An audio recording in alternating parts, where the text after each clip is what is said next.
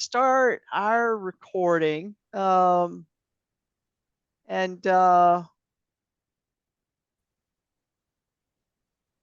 away we'll go. No, cancel. I want to start it. You hit the wrong one. Okay, now we got the official one going too. So there are 4 commissioners. Jenny's here. Now we got 5. There's no question we have a quorum.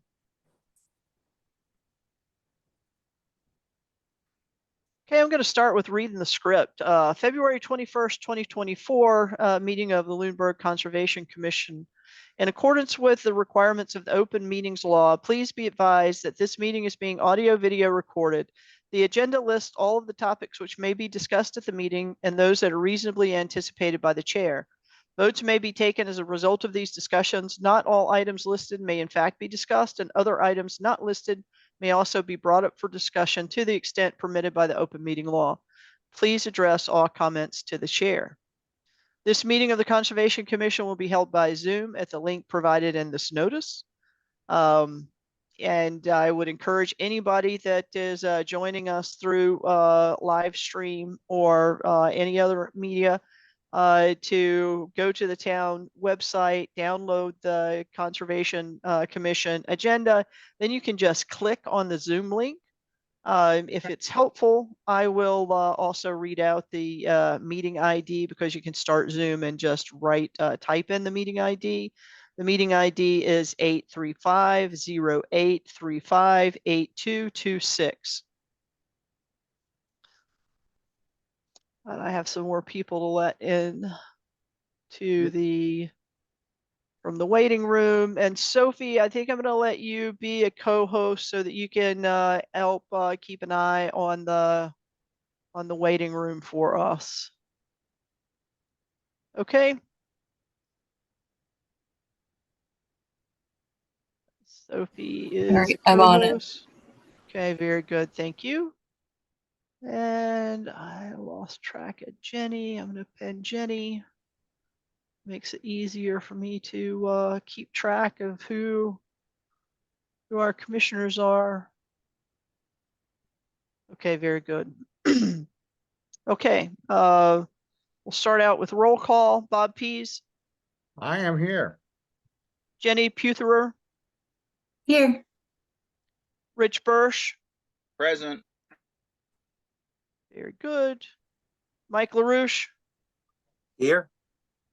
Chris St. Germain. Here.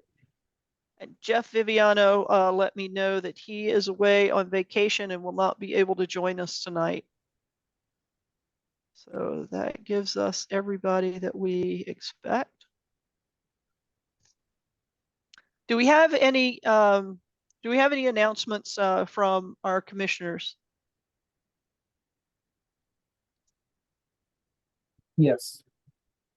Thank you, Chris. I attended the most recent select board, and the Village of Flat Hill is going to be sending us an RDA for work on the retention pond. So I just wanted to give the board a heads up that that'll probably be forthcoming soon. Okay, thank you for that, Chris. Do we have any comments from members of the public?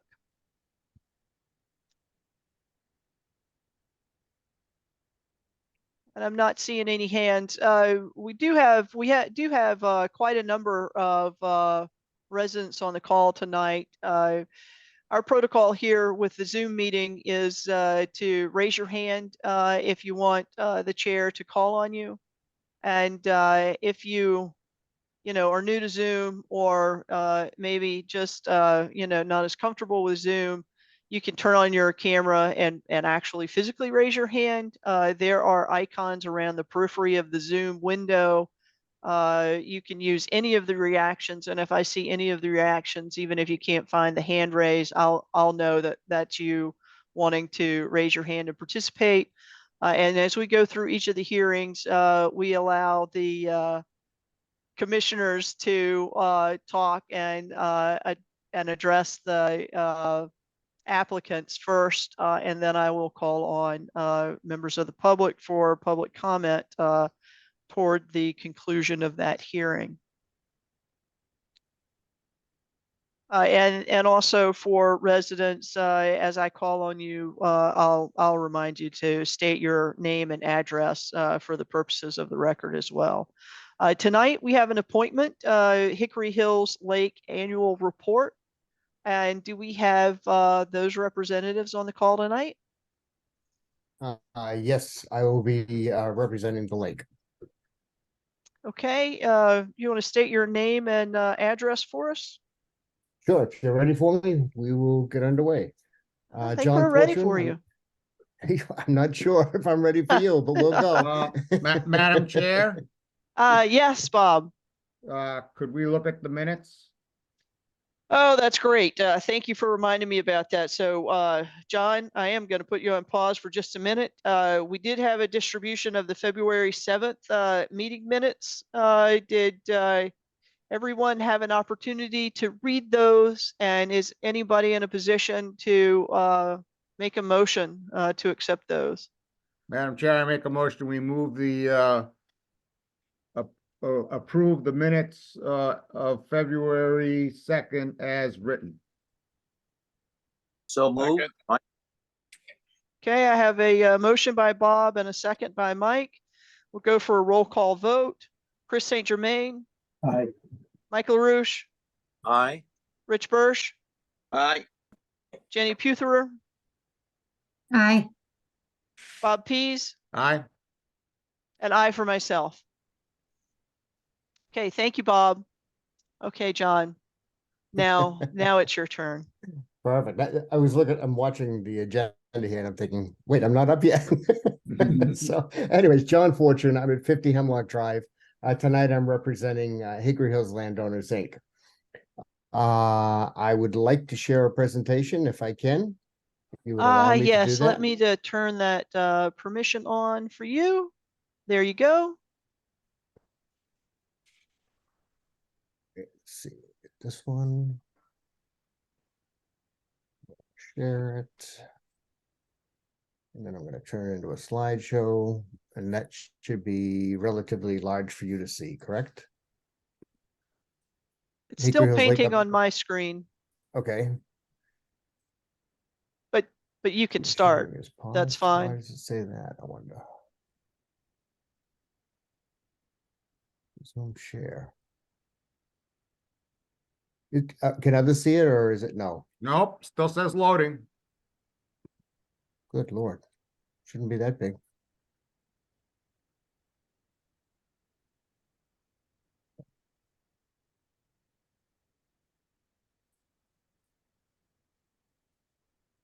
Is that any helpful? Can you see it like that? Yeah, we can see it like that. Why don't you All just right, let's scroll go through that it way. like Yep. that? All Yeah. right, sorry for that delay.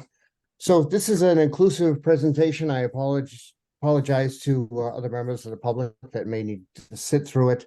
But we'll go through as quickly as can. It is meant to be inclusive for the commissioners. So there are some slides which are just really providing data for you.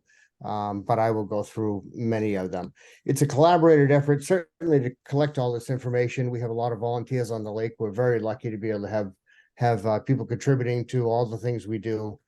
There's a special thanks goes out to Nicole Waters and Carl Strathmeyer for putting together many of the slides along with myself. All right.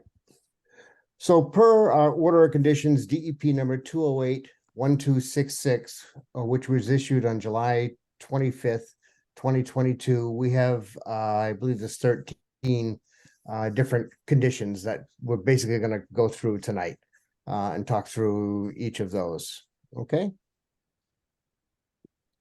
I'll start with our survey and fan wart removal. So as we've talked about on the floor before, we have a pretty large group of people organized surface monitoring our lake.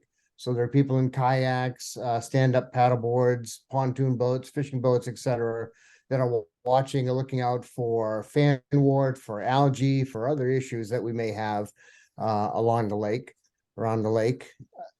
Probably the more impressive piece, I think, in my mind anyways, is we have a whole group of divers that are going under the water and helping us to remove fan wart. We'll talk a little bit more about how successful they've been, but we have 10 certified divers that are in the water regularly, helping us see what's going on below the surface of the water. Along with that, we do other visual, we do Secchi disc measurements, and we'll go into water quality and things like that a few slides down. So our fan wart dive extraction team, like I said, we have certified divers. They had over 125 dives in 2023 with just under 250 hours under the water.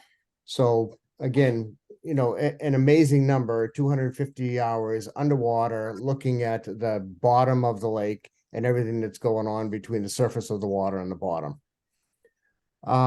I have some numbers here that I think of interesting, the pulled plants. So in 2021, the year after we did the full lake treatment of sonar to wipe out fan wart, we pulled out 3,800 plants. And now we're pulling them by hand. So these are single plants and they're being counted as they're being pulled. In 2022, that number leaped up to 23,000 plants that we hand pulled because between 2021, the summer 2021 and the summer 2022, we missed a chemical treatment that we should have done. It has to do with a bunch of different things, but we did. But the point I'm trying to make between those two numbers is the explosion of the number, how quickly the fan wart grows. Between 2022 and 2023, it only went up about 1,500 plants. Actually, we had more hours underwater. We had more people diving and pulling, but the number only went up a small amount. And that is because we did a chemical treatment to try and kill off some of the fan wart where it's in big patches. We'll talk about that a little bit more in the next slide because we're going to be trying to do that again. That approach for us seems to work really well. If we can identify these areas where there are big patches of fan wart, kill it back, and then go on and focus on areas where they are more sparse and fewer in between. So total dive team hours. Not only are there 2 divers that are under the water at all time, but there's a team on top as well. And then there is time that we're getting the boats ready for them to go out and then bringing the fan wart in, cleaning all the equipment at the end of the night. So over 914 team hours in 2023. Again, an amazing feat, and we are thrilled that many of these people are going to continue.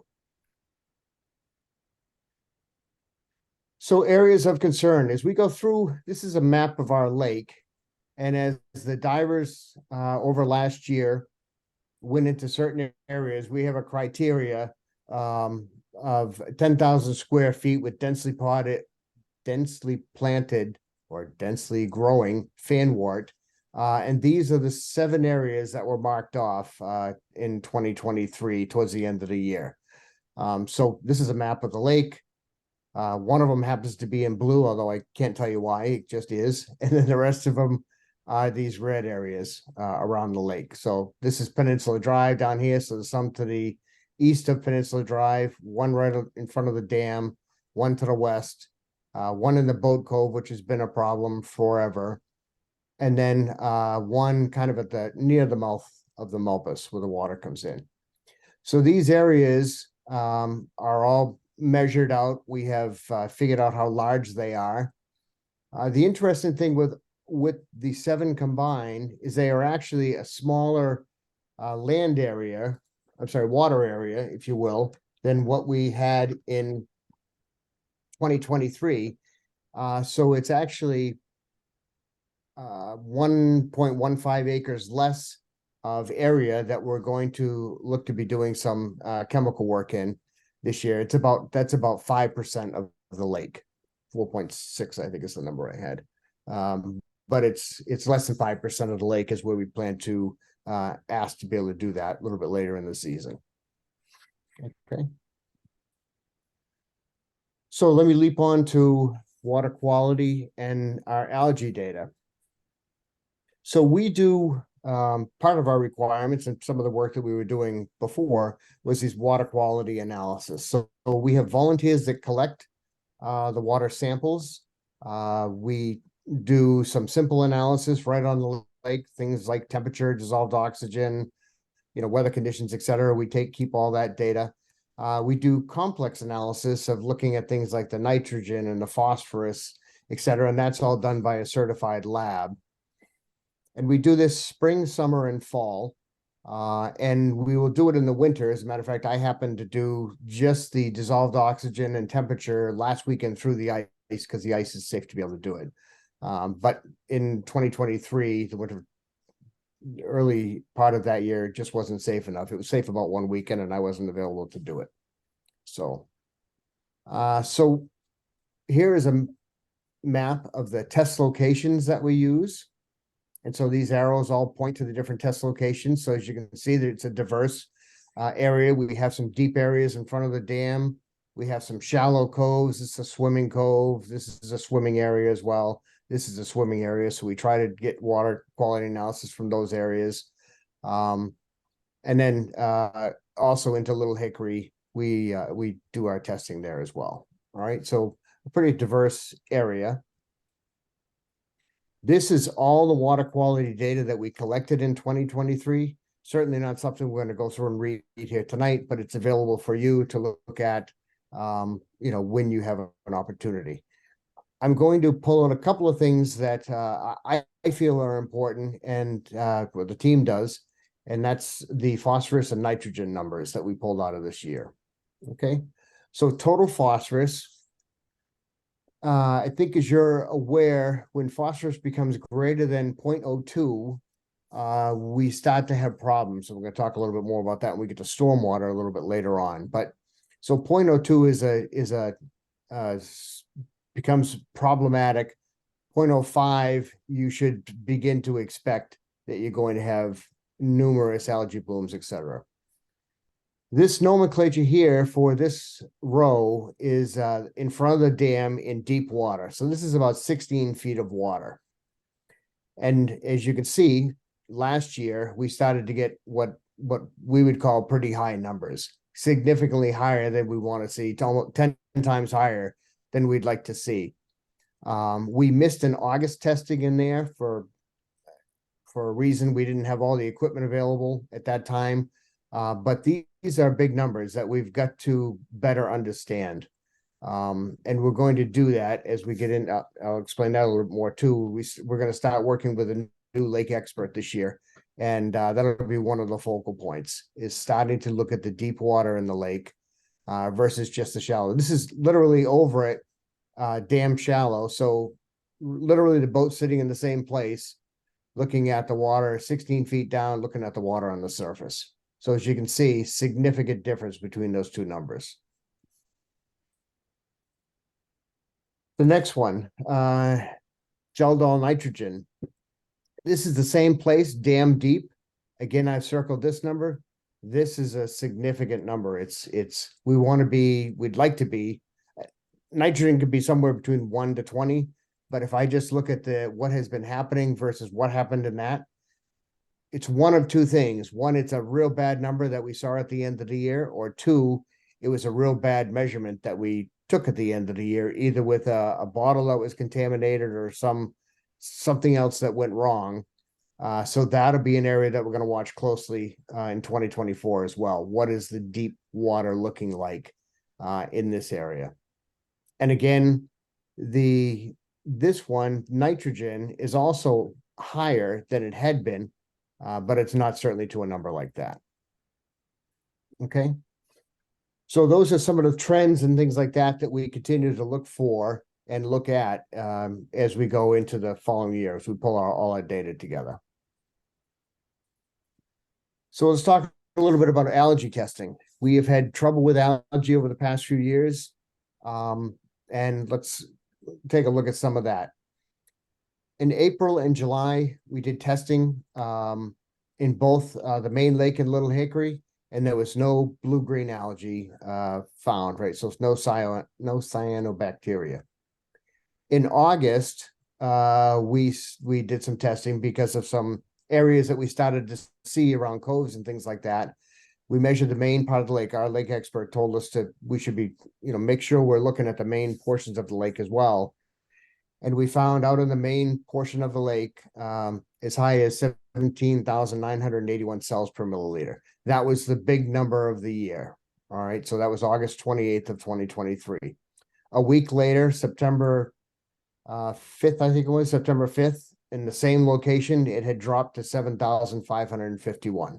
So we've all been through this enough to know that we've got to, you test an area when it's high, you want to make sure there's no trend upward. You'd like to see the trend downward. And indeed, that's what we saw in the middle of the lake as we went down, as we went through the year. I'm sorry, that went from 17,981 to actually 6,384 in the same location. So the trend was down, a good trend. Temperature change, etc. And in October, the main lake in front of the dam, we measured it there, it was 807, but Little Hickory again had no blue-green algae. Little Hickory did really well this year with no algae problems. You'll see in a couple minutes that was probably because of the pack treatment that we did with that earlier in the year. All right, annual drawdown. Let's talk a little bit about this. So we've been drawing the lake down to 4 feet over the last, I don't know, since 2018, I think. So I wanted to give you just some notes on what happened in the fall of 2022 and then into the spring of 2023 to keep all of 2023 as part of the presentation. So the fall, we achieved minus 48 inches on December 1st. Just a quick reminder, we can run the siphons from November 1st to December 1st. At December 1st, we'll take measurements along the way, but at December 1st, that's as low as we can go. So that worked out really well, as it did this past fall. We were able to get things cleaned up, but heavy rains in December brought the lake back up, and the lake was full back up to the concrete level on January 1st. And it was full to the summer level. We basically stopped trying to do any further drawdown and brought it up as we added the 3 boards. By May 10th, it was at full summer level. Okay, so that was early in the year in 2023. In the fall of 2023, we were able to achieve minus 47 inches by December 1st. We've been having cooperative weather in November, so that's really worked out well. December, it kind of falls apart for us because the lake started back up. So this year we tried to get ahead of it and turn all the siphons back on again, which we did in mid-December. But by mid-January, the water was full again to the concrete level, and today those siphons are shut off. There's a 6-inch siphon that we continue to run. It is in a deep part of the lake. It sucks water from a deep part of the lake. Again, hoping to try and pull some phosphorus out of the bottom of the lake. So that's kind of where we are. We keep notes on all the work that we do. Again, this is for you guys to review if you'd like, but we talk about what happens when we draw the water down. And this one basically shows you the amount of times we actually put stop logs in and out this past summer, and we end up doing it because of big heavy rains or whatever that happened. Including, I think it was September 12th that the big rain that we had was predicted to have an inch of rain. We had about or inch and a half of rain. We had 7 inches of rain, and that was the flooding that we saw in Leominster. We had controlled that by pulling out the top boards in bays 5 through 9. So 5 of the bays had we were letting water run out so that it wouldn't continue to go too high. But that's what it looks like. The other thing I want to add to this is when you see a number like minus 18, so the top of our boards when we're at full summer level is what we call 0 in these numbers. And each board is 6 inches. So when we pull all the boards out, we are down 18 inches. That's the concrete level. And then we go down below that to the 48 inches. Okay. All right, let's talk about chemical treatment in both of the hickories, Little and Main Lake, Little Hickory and the Main Lake. So in 2023, we performed 2 lake treatments. 2 lake treatments. Solitude has been doing all the work for us. We don't see that changing. Dominic has been great. He keeps on top of all this stuff, gets us the information we need, talks to conservation when it's required, etc. So he does a great job and we enjoy working with him, quite frankly. We put in polyaluminum chloride pack in Little Hickory. We treated it to reduce the algae growth. We did that on May 12th. This is the 4th year we've done that. Results, we did not measure any blue-green algae in that in Little Hickory. Just a reminder, Little Hickory is a 5-acre pond that is basically separated from the main lake by a roadway. So there are some culverts that run through, but water doesn't freely run between the two lakes. It has to be real high one way, one side or the other before it runs through that culvert. In the main lake in Hemlock Cove, we've had trouble with algae in that cove, and that's a swim cove for us. So we did put a pack treatment in that again on the same day. And in that cove, we did pretty well with algae. There's no excessive algae growth in that cove. Also, on the lake, we did a flumioxazin treatment, and we targeted the heavy growth of fanwort. There were 4 fanwort locations that we targeted in this past year. And that did a great job, as we talked about with the numbers a little earlier in the hand pulling numbers that we had.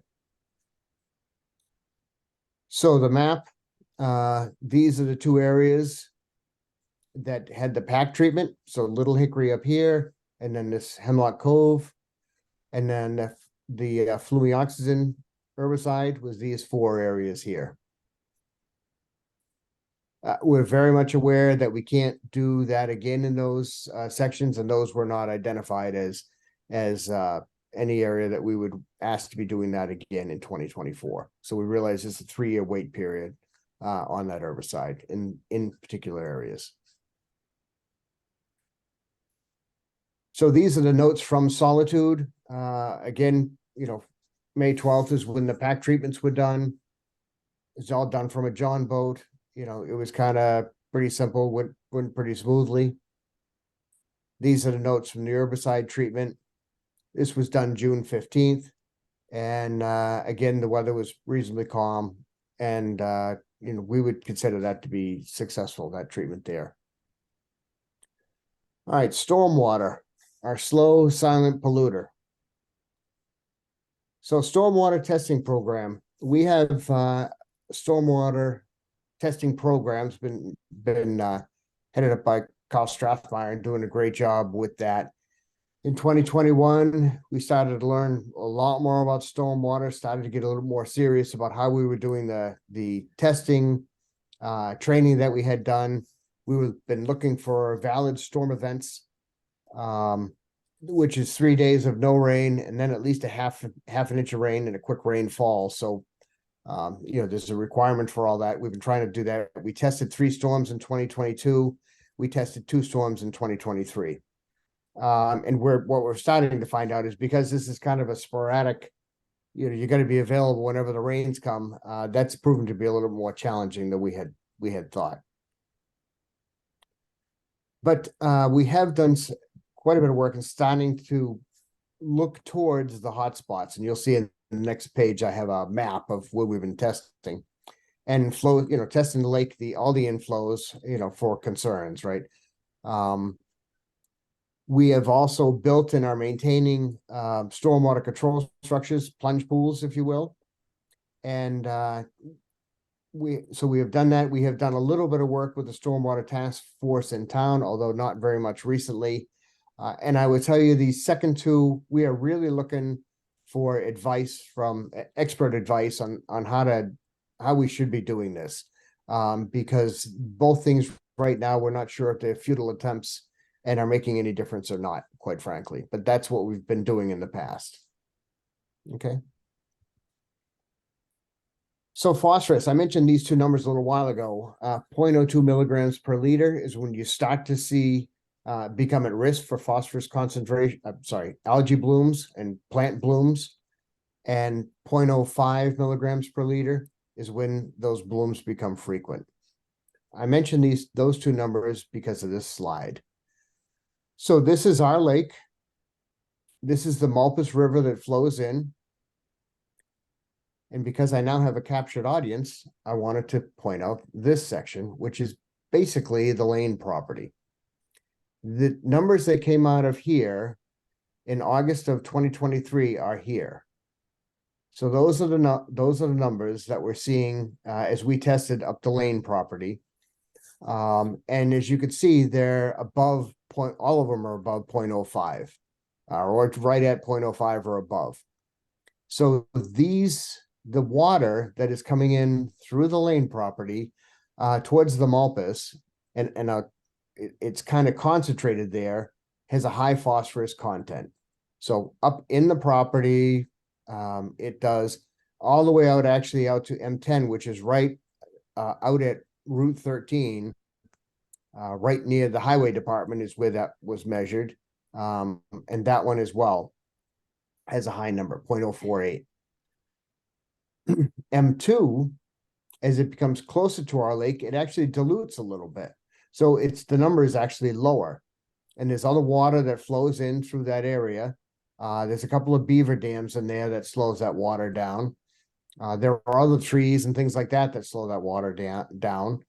So it actually is a little bit lower, just as it's getting into the lake. But this for us is a concern and something we'd like to be working with conservation on how do we lower those numbers so what comes into the lake is as low as it could possibly be. And there may be things we might be able to do together to focus on that area, because about 80 to at least 80% of the water that comes into Hickory Hills comes in through the Malpas. So this is the main portion of water that's coming in. We have a whole bunch of other inflows around the lake as well. Another one that's kind of interesting are these two. And these are the OBL, this one here, this 0.033, and this 0.022. So I'm pointing these two out because one is here, which is on what we call Wildwoods, the trail coming in, the trail that's out in off of Wildwood Road. And this is where it gets to the Boat Cove. The phosphorus in that section, that's about 1,500 feet, increases 50%. So there is definitely a phosphorus problem in there. Not sure where it's coming from yet, but we've identified this as an issue as well. The highest number we've measured is right here going into Little Hickory. And that's again another problem that we're going to need to address this year, because that number is 0.121 that we measured in August of last year. So we have phosphorus issues. So I talked about the first two lines of the 0.02 and the 0.05. The Malpas book concentration frequently exceed the 0.02 level. Many of our minor inflows regularly exceed the 0.02 level. So we definitely have a phosphorus issue. But the Malpas being our primary contributor, we need to find some way to lower that. Because if we solve all the other problems around the lake and we don't solve that one, we're not going to get anywhere. So we didn't have any point sources, and by point sources, we'd be pointing at, some issue where we can tell that the phosphorus is concentrated. It might be a septic system or something like that. We have some ideas on where something like that may be a problem, especially right before the old Boat Cove, but we don't have enough science yet to back that up. And we talk about phosphorus coming all the way down the Malpas. We've seen it right from Route 13. We haven't gone across the street onto any private property and gone up that way to go any further, but we're concerned. We've been concerned over time that even, disrupting all the disruption of soil and things like that, where the Pondview Commons development is, could be contributing as well. I know that seems like a long way, but that's a site that was a large chicken farm. Disturbing that soil had to have disturbed some phosphorus that was sitting idle in that soil. All right, so other Hickory community and lake health things that we're doing. Erosion control. In 2023, we added 100 feet of core logs to Lizard Island. The corporation focuses on preserving the islands, keeping them in place and not washing away from us. Individuals protect their own shorelines. we prefer to use core logs or rocks. That's pretty much, we have tried the logs that float up. Some of you are aware that logs float up in the lake. We have tried putting those in place and anchor them, and they just don't seem to work as well. The core logs, for those who don't know, they're basically shredded coconut that are inside them, and they hold together really, really well. That ground, they hold onto the ground, roots go through them pretty well, so they stay in place. And then we try to backfill them with native plants, blueberries, small shrub bushes, etc., small trees, etc., to hold them all. So that was a pretty successful project. We've got plans to do that again in 2024. We've been doing that pretty regularly. Goose addling is another program that we have on the lake. In 2021, we had 32 eggs addled. And we estimated the goose population, and by goose population, I mean, this is a flock of geese that swim around the lake together, was about 50. In 2022, we had some issues, and all the work didn't get done the way we had hoped. So only a few eggs were addled, and I'm not sure those were even done successfully. And the goose population started to grow. We were counting 60 geese together. In 2023, we were lucky we got the program back up and running again. 30 eggs were addled. The goose population, most people felt that it dropped down, and this group of geese that were together were about 30. We actually have applied now for the 2024 permit, but we think this is a great way. It certainly doesn't get rid of all the geese. We don't want to get rid of all the geese. We just can't have hundreds of geese swimming around the lake. It's way too. They add way too much phosphorus to the lake and too many other problems. Excuse me. Okay, fishing data. You can go through all this data, you can pick apart all the numbers. I can tell you in general, it says that fishing is good here on the lake. In 2023, our numbers were up. This is just total fishing hours. So this is the number of people times the number of hours that they were fishing. And that's because the weather was good. The year before, the weather was not so good and it was down. So more people fished, more hours, they caught more fish. As you catch more fish, you don't always catch 5-pounders. So the average weight goes down a little bit. The years when there are more hours fishing, it just is what it is, right? There are more smaller fish are caught. But I would say in general, if we look at this number right from the beginning, the average weight for tournament winning has been increasing since 2018, since we started keeping good data on this. And that's a good thing, right? So our fish, the average weight, the fish are getting bigger. There is an adequate amount of fish. They're still there. But I think that basically shows us that the health of fish in the lake is still fantastic, really. Okay, outreach. What do we do? How do we talk to our residents? So we have an office manager who keeps regular office hours. Misty is fantastic. She's great with people. Everybody loves working with her. She's just extremely helpful, no matter what the question is, whether it is, and we have people all the time to call the office. What do I do with conservation? And, we give them direction on how to work with you guys on anything that's within 100 feet of the water, et cetera. So, all of that is part of that office manager's job. A lake project coordinator. We have found has seen the need over the last couple of years to get a coordinated effort on the many things that happen around the lake. And we weren't doing that, and some things were getting missed. So we hired a project coordinator. The person who's doing that is actually the person who also has a position of office manager. So Mr. McGee. She has shown us that she can pick up a little bit of anything and be successful at it. So her responsibility is to maintain a calendar of events. What are the required work projects that we have? When do they need to get done, et cetera. So that's part of that job as well. We do regular email blasts out to the community, so everybody kind of knows what's going on, whether it's just on the lake or in the community, encouraging people to vote, et cetera. So those happen. We have board sponsored communications committee. We have a welcome commit, they do a welcome committee with new resident welcome events. They have a Hickory Hills Happening short newsletter that's issued monthly. So there's information flowing that way. Pamphlets, handouts by the communication committee or other committees. We have a comprehensive quarterly newspaper, or now it's probably going to be more and more annually because actually the Hickory Hills Happenings has taken off so well.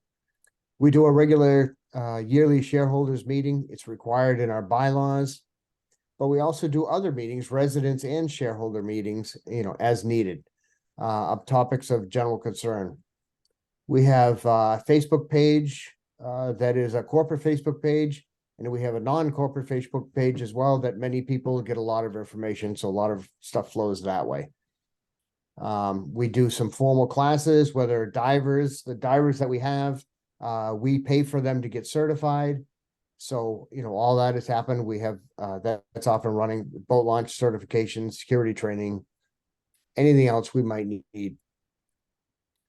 And social events in neighborhoods, lake-wide.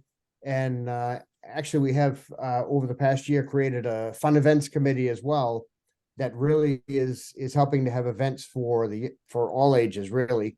Some of them are focused at the young kids that are maybe book walks, or they have hikes or other social events for adults. So kind of great. I think, I can't say enough about our community. We're lucky to be where we are. And finally, personal touch. Some of our residents just enjoy going door to door and sharing information and gathering information. So what are our plans for 2024? So we need to hire a new lake consultant. We have been working with ESS, who got bought up by TRC. Last year, we struggled to get hardly any information, and we just made the decision sometime in the fall, we need to go somewhere new. So we have recently started talking to Wendy Gendron. I'm sure you know her name from she is working with Lake Shirley. We had met her in a Zoom meeting a week ago Monday, and honestly, everybody was very impressed. So we right now are working on an RFQ to work with her. I can't imagine anything going wrong enough that she won't be the person that we'll be working with. As I mentioned, we hired this lake project coordinator. Things got missed, by our volunteers in 2023.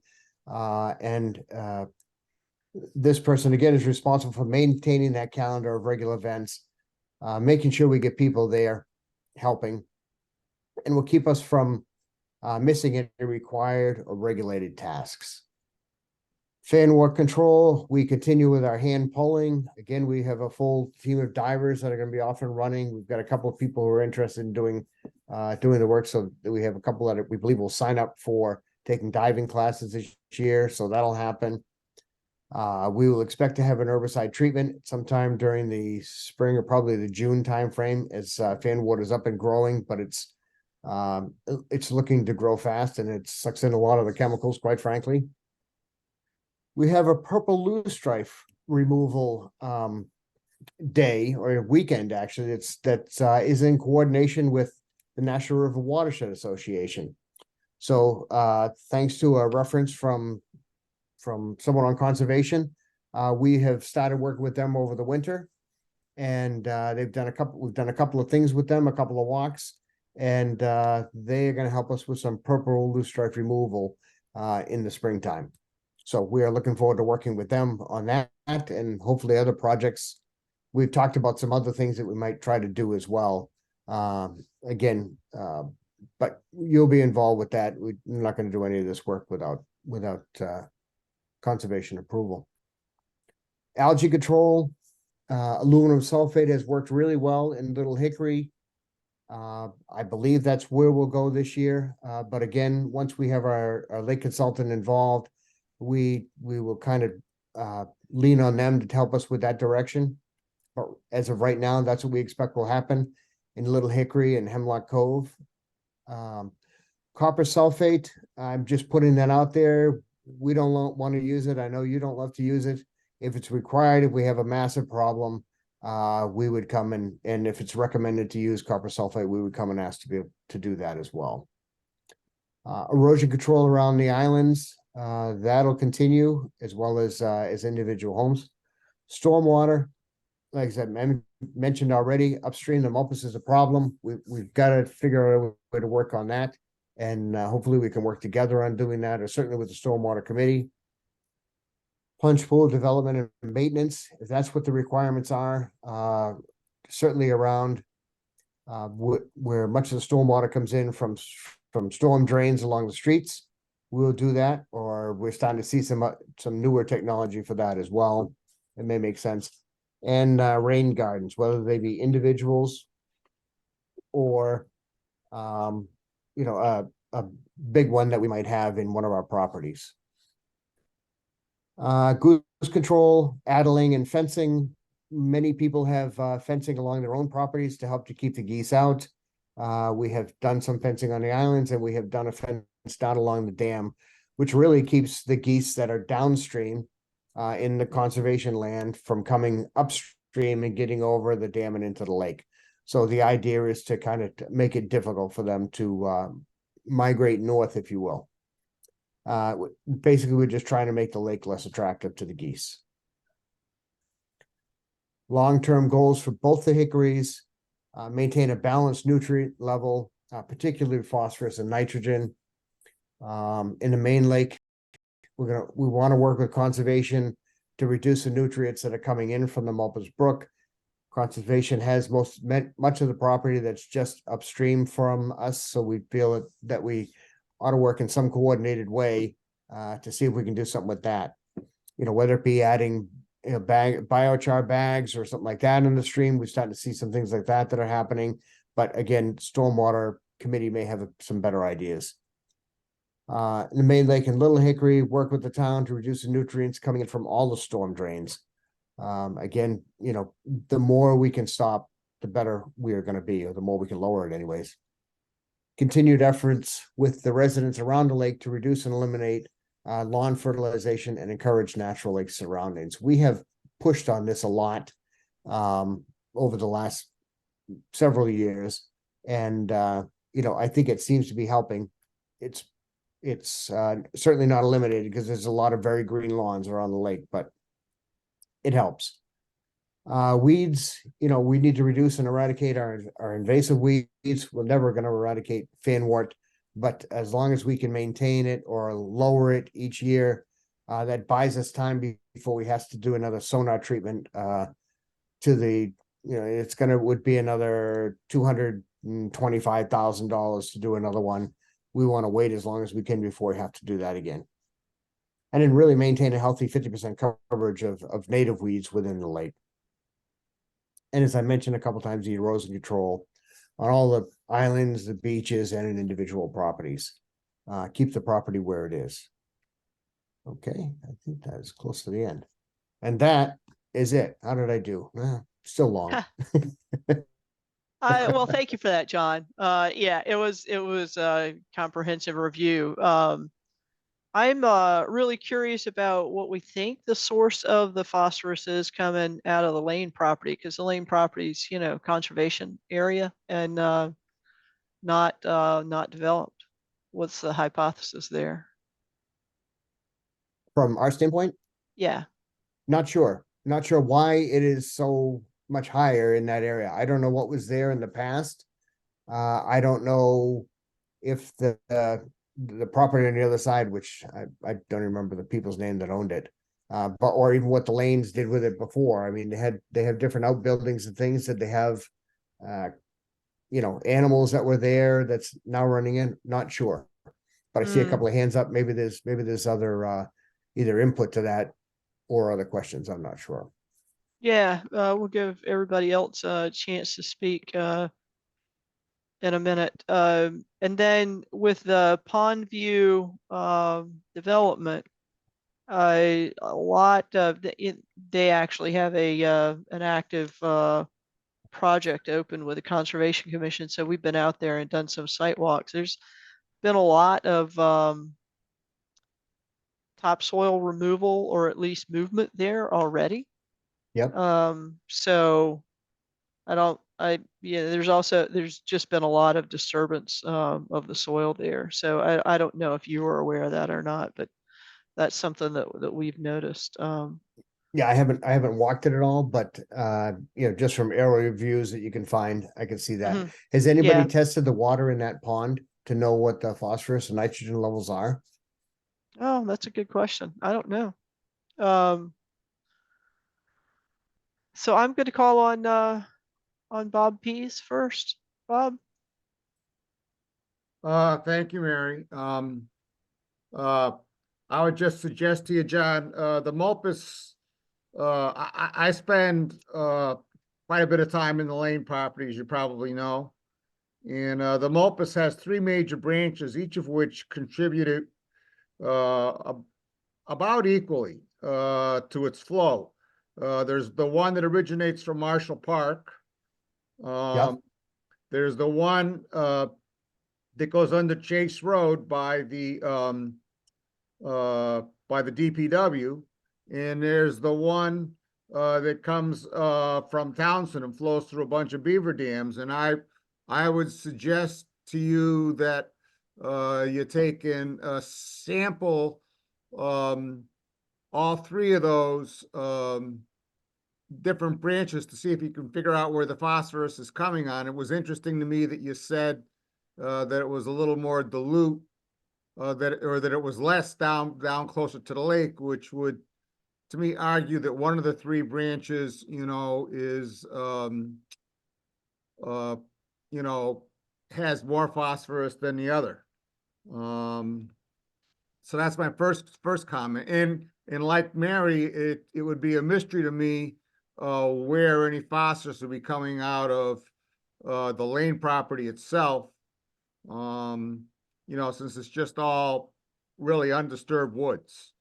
And the second, my comment is just about your efforts to get people to stop fertilizing their lawns. There is no phosphorus in lawn fertilizer sold in Massachusetts. It's mostly just the nitrogen and maybe some potassium. And it's my understanding that nitrogen is actually helpful to the health of the lake by promoting green algae, over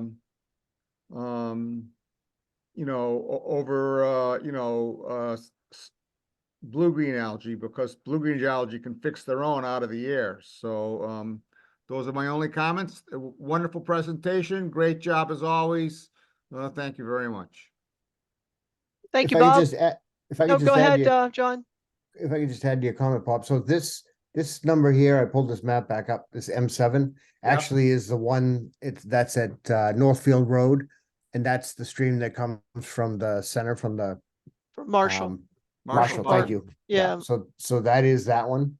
And- And then, as I mentioned earlier, this M10 is all the way out on Route 13.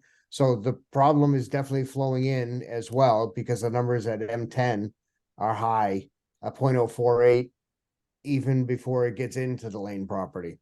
Yeah, but So, I noticed that M7, which is closer to Northfield Road than M5, M7 is lower than M5. M5 is kind of very much interior to the conservation land, and it's higher than the periphery. absolutely, yep. Now, I don't know how close that flows to anybody's septic tanks along there or not, but septic is another issue that There are a couple of Give me the houses problems. right there along Northfield Road. I mean, I don't know how close they are to, or their septic fields are to the creek, but there are a couple there at Northfield Road. They're downstream from M7. When I looked at this one that I pointed out to you earlier, there was a beautiful lawn right next to this, and people would immediately jump to the conclusion that's where it's coming from. But there's also, on the other side of that stream, there's also a house that was transferred within a family in 1993. And I'm sure it didn't have a septic tested or approved or anything at that point in time. And may indeed be a problem, although we haven't found a point source. But there's a lot of data that might add to that versus the new septic system that was put in 2010. Right. So but I agree that some of this is hard, and finding these point sources it would be nice to just point to something, but that's not, it's turning out to be not that simple. Thank you, John. I'll call on Mike LaRouche next. Hey, John, Mike LaRouche here.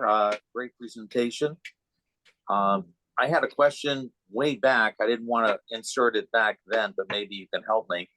On some of those testing results that you had like a real high number, and I'm just curious, what's the lag time between the test and when you get the results? And my second part of that question is there time to retest if you find that you have a number that seems to be erroneous, so you can kind of qualify that it was a bad test or it was a bad number and now it's better? Those are my two questions. Yep, so I think you're talking about these couple of slides here. Yes, the August It's, testing slide, I think you had mentioned. so yeah, so this was total phosphorus at the deep portion of the lake in front of the dam. It would have been real helpful to have the August test in there, right? To see if it was going up, going down, somewhere else. Unfortunately, again, we're doing this with volunteers and we didn't have bottles. And so that's the one they chose not to take, right? They hadn't looked at data before or after. Unfortunately, it got missed. It would have been a good data point to have, but we don't have it. So, you know, this year we'll go through it again.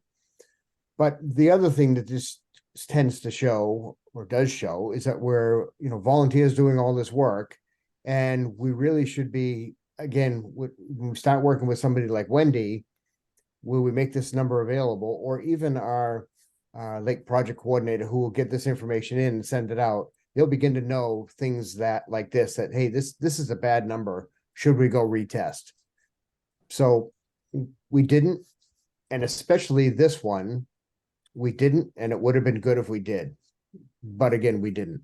So those two for us this calendar year will be areas that were, luckily it's the same spot, right? So it's deep in the lake, it's in front of the dam, and we've got to watch that closer, because if our phosphorus and nitrogen is increasing significantly in the bottom of the lake, it's going to be a big problem, you know, over time. So we've got to be able to watch that. So I agree, and I appreciate you pointing that out, because it is an issue and we need to have a better way to flag those issues so that we don't look at them 3 months later. Thanks, John. John, I had a quick question around that too. I wondered if, you know, you guys did like duplicate samples, right?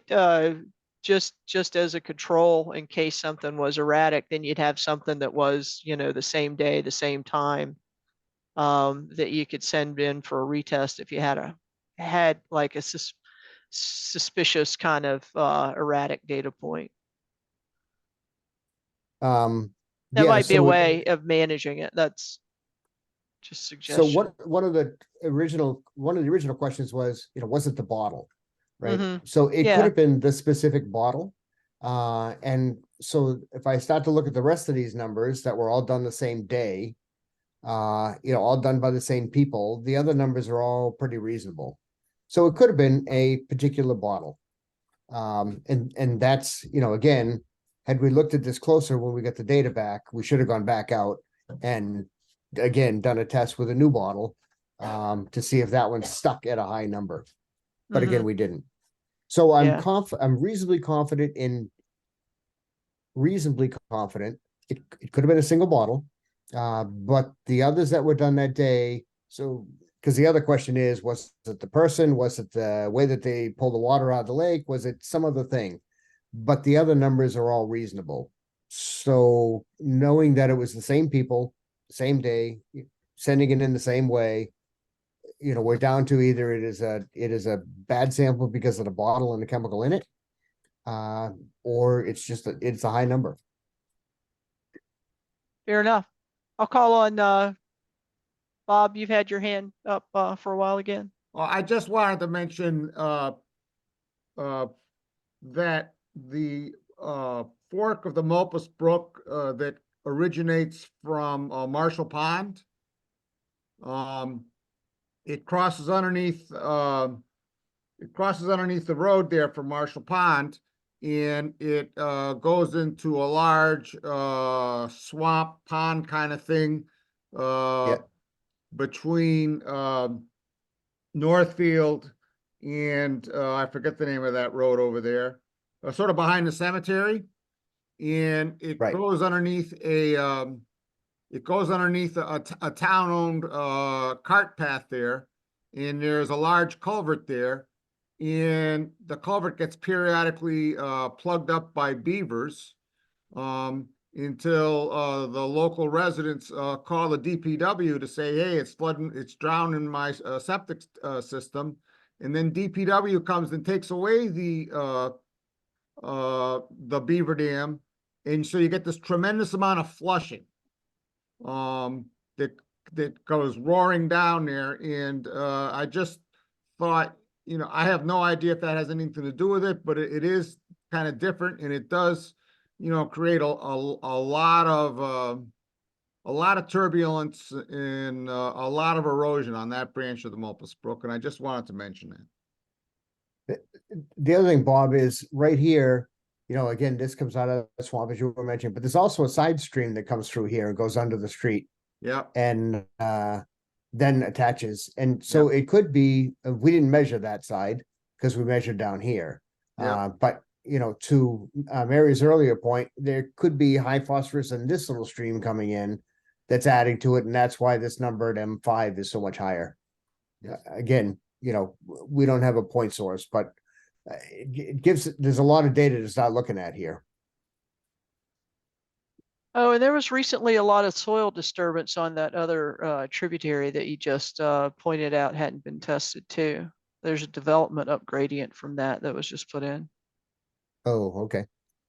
Yeah, on, Holman Street between Northfield and Highland.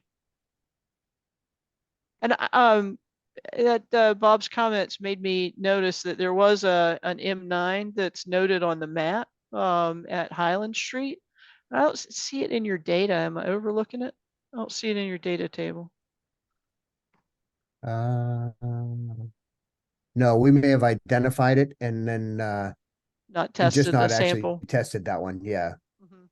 No, that was it. That's right at the pond, actually. So you're right. Yeah, But no, I don't think we actually tested that. okay. Chris has been waiting patiently to ask his question. He's Chris, done a I'll great let you go job. next. Thanks, John, I'm just echoing, my fellow commissioners, nice job on the presentation. I have a question about the fan wart. I was shocked to see that it grew 8 times in numbers from missing one treatment and then only going down about, I think it was 1,500 after treatment. So when you miss a treatment like that, the numbers show that you kind of lose the battle. Will future treatments get it back down to the numbers that they originally were? Or, I mean, though I know it, I'm only seeing 1 or 2 years, so I can't see a pattern, but the numbers you portrayed were pretty startling to me, how it grew out of control so quickly. So fanwort grows exponentially. In the middle of summer, it'll grow an inch a day. So it grows significantly fast. We did a whole lake treatment in 2020. In 2019, I don't even remember now what the number is of gallons of fanwort that we sucked out of the lake. And we felt that we probably left 100,000 gallons still in the lake because we just couldn't get to it. Okay. So yes, so it will overwhelm the lake pretty quickly. Because our lake is shallow, the average depth is 8 feet. Fanwort will grow in 8 feet, right from the bottom to the top very easily. It's actually, we found in our lake, it'll grow from 16 feet to the top. So, and the lake is reasonably warm. Yeah. So anyway, so both of those things happen. So yes, Okay. we are well aware that we'll grow fast. And so watching this the way we have is why we come back and asking for, be able to have 7 treatments this year, or making you aware that that's what we're going to ask for when we finally come in and have Solitude, requested. Thank you. Yeah, it is. Fan water is scary. It's probably worse than milfoil, but certainly as bad. It grows quick. Okay, I don't see any more questions from commissioners. I'll open the floor to the public, but only if members of the public have a question specifically about the report and need any clarifications. It's not about general commentary about the project or the lake or anything like that. So I'm not seeing anybody raise their hand. Okay, John, thank you. We really appreciate you coming in and providing us this information tonight. All right, thank you very much. Look forward to working with you through the year. We'll be back. Okay, very good. Thanks. Have a nice evening. Thanks, you too. Okay, we'll move along on the agenda to new public hearings. Pursuant to Mass General Law, Chapter 131, Section 40 is amended in the Town of Lunenburg Wetlands Protection and Municipal Bylaws, a public hearing on a notice of intent by Derek Fairchild and Kathleen Rouleau for a septic tank installation, leaching facility, and associated grading at 21 Birch Island Way. And do we have the applicants and or their representative here with us on the call tonight? Yes, Dan Proctor here. I am representing the applicant. And Derek Fairchild and Kathleen Rouleau are here too. We're the residents. Very good. Okay. Well, Turn that light off, please. No, I and can't. and Dan, maybe this is you. Do you want to share with us your project and take us through what's proposed? Yes, I don't have the capability of bringing a plan up to you. Sophie, can you call up their plan? Yes, I can look for it. Just give me 1 second. I can just give you a little, heads up on the project. Obviously, they had a Title V done. The Derek and Kathleen have a failed Title V septic system. What we're proposing is a new 1,500 gallon single air treatment tank and an 18 by 18.5 foot leach field, which is 333 square feet, pipe and stone leach field. Basically, we're going with a 5 foot groundwater offset. So there's no reduction in that offset. So 5 foot groundwater offset plus the treatment. Board of Health was satisfied with that as the best option for this lot, which is extremely small. We do have a DEP file number, and the plan has been approved by Neshoba Board of Health. So everything is good on that end.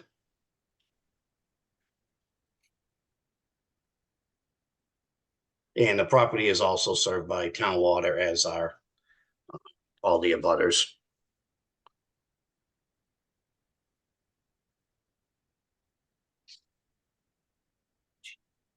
So looking at the plan, just to the right-hand side of the house is the proposed single air tank, which is going in the same location as the existing tank.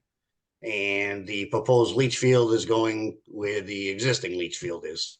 Again, really no options on this lot. Obviously, Birch Island Way water on 2 sides of it.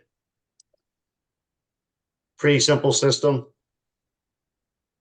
And I think the leach field, it looks like, is under, there was like a little circular drive there, if I'm recalling correctly. It looks like the leach field's under that.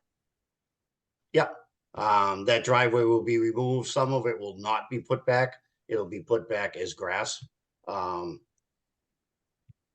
For budget reasons more than anything. But yes, that is driveway. There's a loop driveway. Comes off right by where the Island Way wording is, and it loops back around to the east. Yep.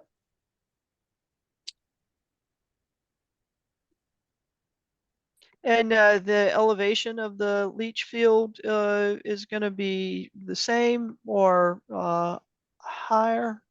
Yeah, Lower? it'll actually be elevated. If you look at the contour lines, the original contour lines are 373, and the finished grade over the system by the distribution box is 37.8. So it will be raised less than a foot.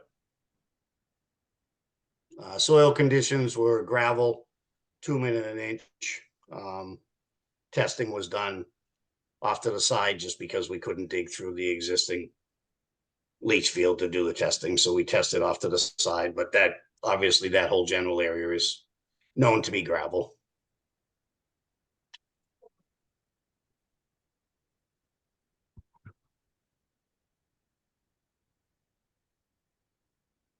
Okay, Sophie, can we go back to the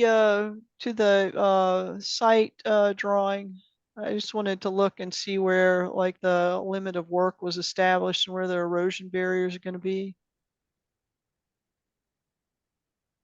So the erosion barrier will go up to the north of that shed. The dock line that you see is a retaining wall that is all up gradient. So it'll start right there with the erosion control, swing around the north side of that shed to the Mhm. east, wrap back down around towards Birch Island Way. All the other area where the house is and what have you is up gradient of the work. And those dash lines are the 50-foot offset lines.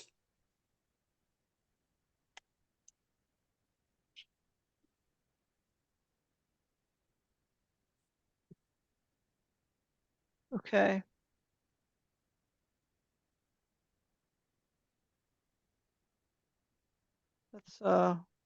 That's better. Thanks.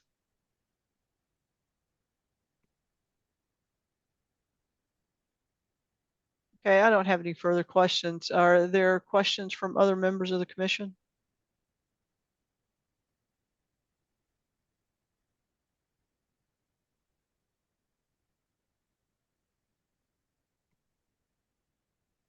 Well, I guess I do have one. Are you taking down trees to install any of this?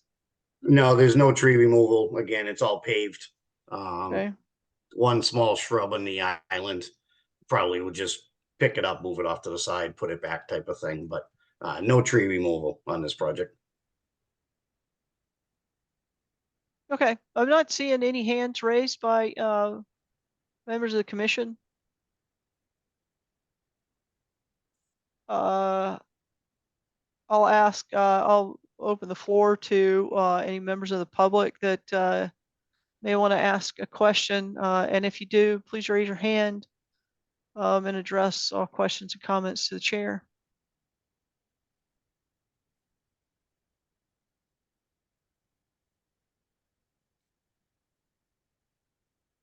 And I'm not seeing any members of the public, so it looks like I'm looking for a motion. I move we approve this as presented. Second. Rich Birch. Thank you, Bob. Thank you, Rich. Roll call vote, Chris St. Germain, Aye. Mike LaRouche, Aye. Rich Birch, Aye. Jenny Putherer, Aye. Bob Pease, Aye. and I for myself. It's unanimous approval as proposed. Thank you, Dan. Thank you, Right, thank Derek you and very much. Kathleen. Have a good evening. Thank you all. Thank you. Pursuant to Mass General Law, Chapter 131, Section 40 is amended in the Town of Lunenburg Wetlands Protection and Municipal Bylaws. A public hearing on a notice of intent by Matthew Grable for the repavement of a driveway and repair of an existing wall at 255 Prospect Street. Do we have Matthew or his representative here on the call tonight? Good evening, Madam Chair. This is Matt Morrow. I'm representing Matthew Grable, who is also present this evening. I am. Hi, Matt. And Matthew. So can you take us through your project proposal, please? If I could share my screen? Yes, please. Thank you.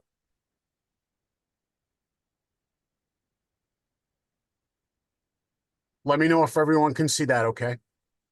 I can see that. So 255 Prospect Street is one of the small cottage lots on Lake Whalum. It's on a very, very small lot, approximately 4,356 square feet, according to the data that I have. It is not, any of the work proposed is not within the 100-year floodplain. The 100-year floodplain is actually on the edge. If you want to give me a minute, I actually have a plan that shows the floodplain I can pull up.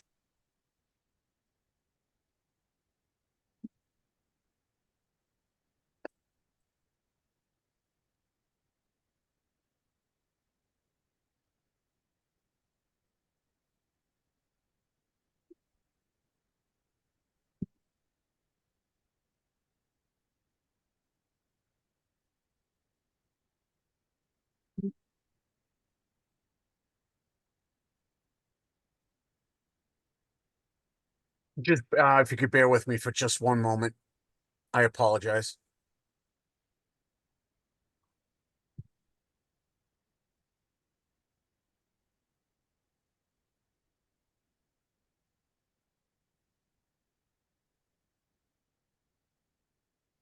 Okay. Just having a little technical difficulty with my computer. I apologize. I have it up if you still continue. to Nope, show. it's all right. I got it.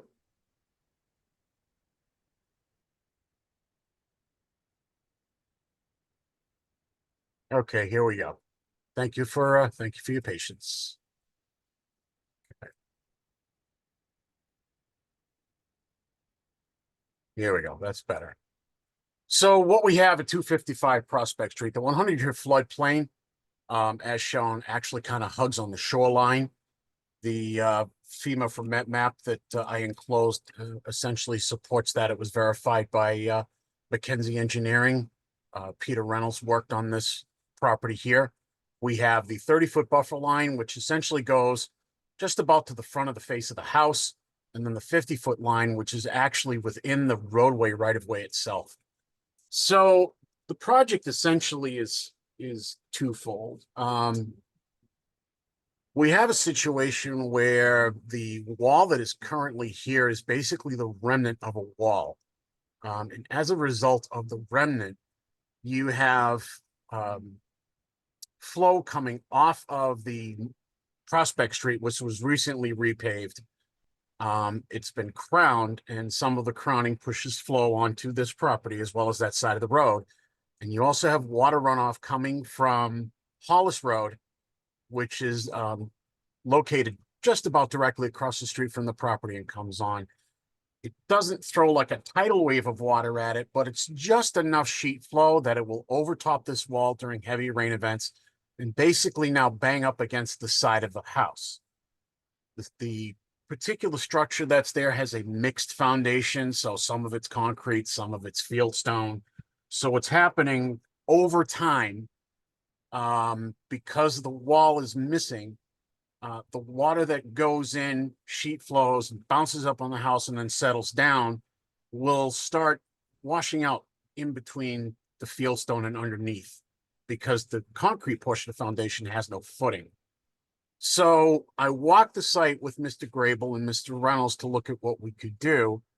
And because of the size of the lot and closeness to the lake and the intensity of the work involved, we ruled out doing anything like perimeter drains or doing that type of redirection. The work is really, really intense.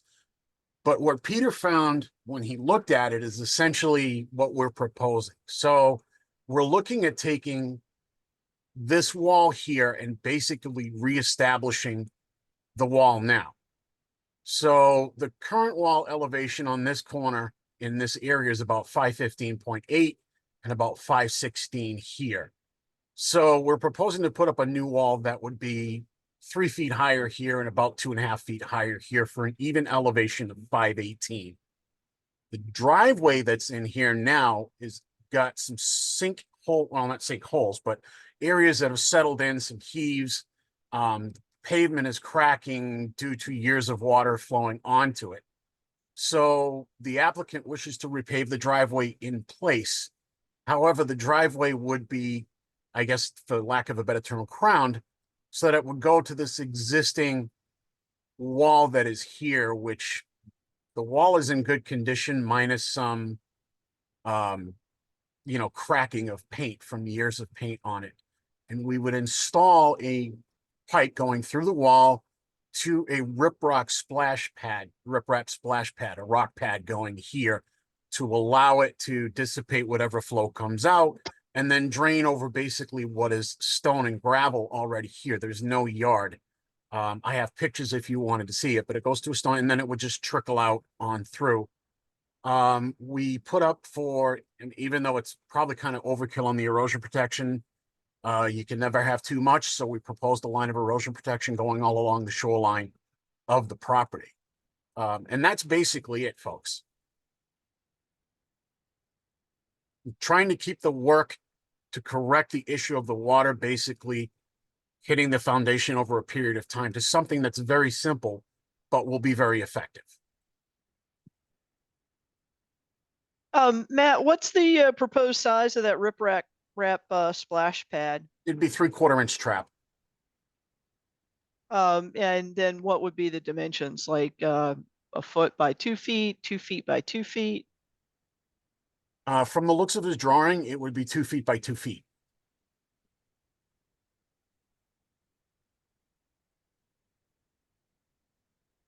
Again, I would, restate that this is not like a tidal wave of water where you've got, gushing amounts of sheet flow going in. This actually would take what is kind of a situation where water is just kind of banging up against everything and kind of control the flow a little bit more and allow it to dissipate without compromising any structures any further. Okay, and is there a note somewhere on the drawing that defines that new splash block as 3/4 inch trap? You take a look at it for it here.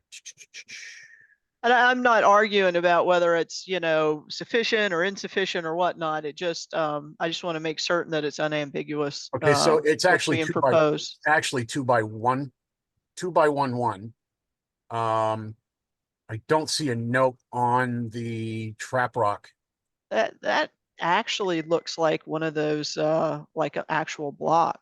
That's Yeah, he wrote it as a splash block. We yeah. talked about trap rock.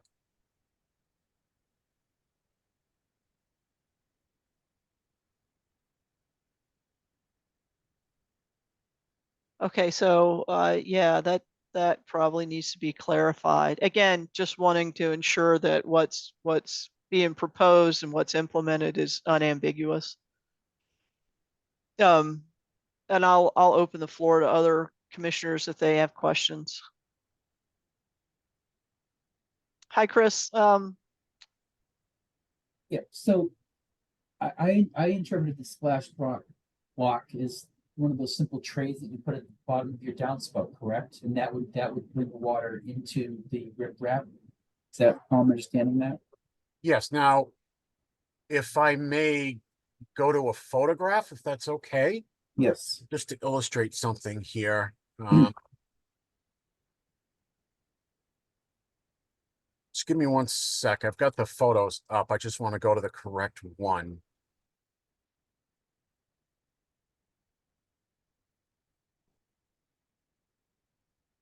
So here's the exit surface where it would be going to. So it would come out here and essentially go onto an area that's basically already stone. It's been that way for a long time. It was that way when my clients recently purchased the property. So it would come out to a block, which would be trap rock, and then go out onto this area right here. Okay, so it would go on to existing stone, and that stone's going to be there after the project. That's correct. Okay. That was the clarification that I needed. I was just going back and looking at my photos of the area. Okay, yeah. Got it. Any other questions by commissioners? Okay, I'll open the floor to members of the public. If anybody has comments, please raise your hand.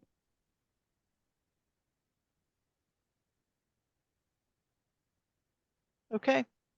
Think I'm looking for a motion. I just had were there any, do we have a DEP number? And, Oh, if yeah. so, what were the comments? DEP number was issued with no comment. Thank you. I move to approve this notice of intent with a standard order of conditions. Second, Rich Birch. Okay, thank you, Bob and Rich. Roll call vote. Chris St. Germain, Aye. Mike LaRouche, Aye. Rich Birch, Aye. Jenny Putherer, Jenny, you're on mute. Aye. Bob Pease, Aye. and I for myself. Thank you very much, ladies and gentlemen. Thank you.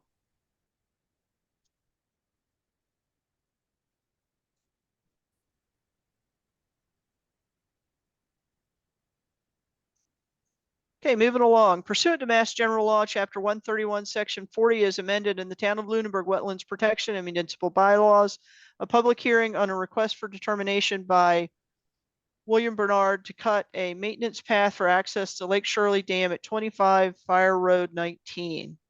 And do we have Bill and or his representative here tonight? I am here. Thank you. Do you want to take us through your project proposal? Okay, so we recently had an inspection of the Lake Shirley Dam, and there was some erosion noted downstream of the dam. You know, the water comes over through the dam, and then it kind of goes to the right. So right there where it turns right, there's piles of granite slab. But behind that granite, there is some erosion. So I need to get some stone in there. To physically get in there, I need a way to get in. I could go across the neighbor's property with their permission, I suppose. But I was thinking, you know, for future work and for this work, just to cut a path through the woods, just clear some of the down trees, some of the underbrush, and just make it wide enough to get, you know, a tractor machine in there and do the work I need to do. I wonder if Sophie or one of the commissioners could call up this parcel on the Mass, the Mass wetlands map, so we could look at it. Or how about near map? Or near map.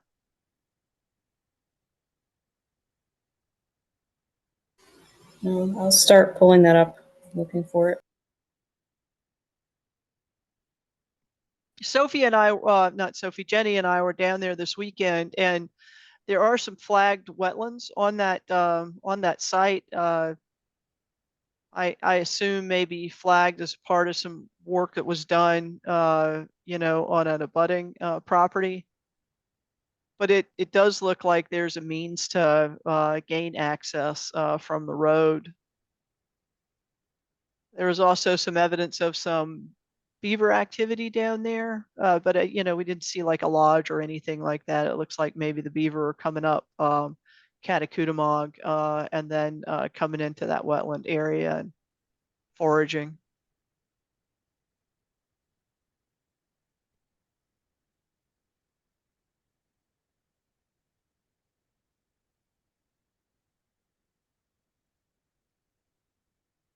So I believe the wetlands flagging was for the new house they're building there right next to the dam. Right, and that abutting property. They've come Right. far along in a short amount of time. Right. So like I said, I guess I could go across that property with the owner's permission. Mhm. We haven't pursued that yet, but I think for emergency situations, in, you know, future maintenance, you know, the little path through the woods would help us out. Indeed. Whose screen are we looking at? It's mine, sorry. No, that's okay. I just wanted to know whose we were looking at and what it was. You know, throw it back up there. I mean, it's useful for me anyway to look at the actual parcel. Is this near map? No, I got near map up on mine. Yeah, it's on near map. Oh, it is. It's a different one than I'm looking at. Yeah, I don't see the parcel line overlay. It might be a layer that is just not selected. There we go. So, yeah, this is parcels. Okay. Okay. And I Interesting. can rotate the screen too. Okay.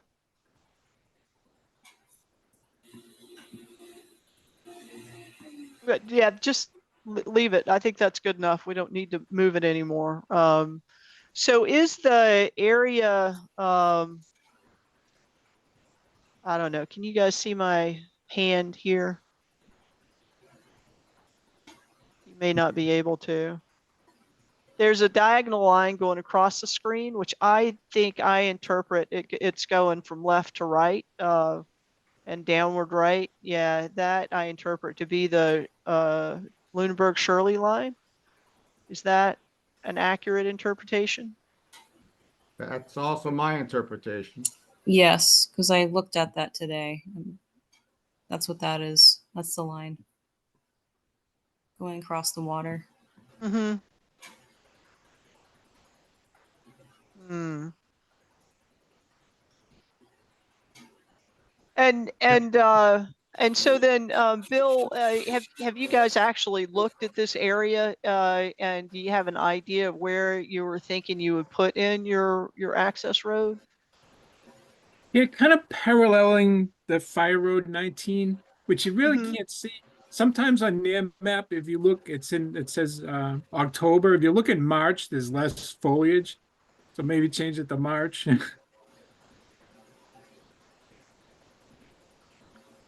That's it. See, now you can see where Fire Road 19 is, right? And so we kind of just want to parallel that and over towards the dam.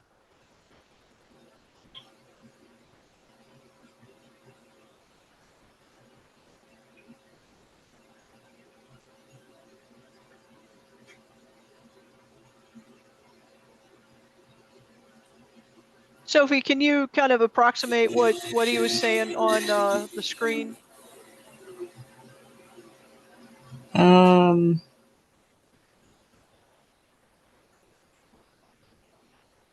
oh, I would assume that this is the road that I would assume is a fire road. Nope, other side of the No, dam, no, above the blue arrow. right? Yep, so right there, kind of paralleling Fire Road 19, you know, until it, and then it would turn a little bit towards the left towards the dam. So here. Yep. Yep, kind of through the woods there, yep.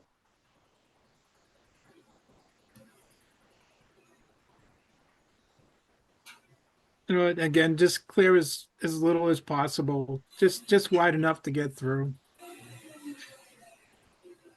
And not make it look attractive for cars to go through. We don't want that. It's just a maintenance path as needed.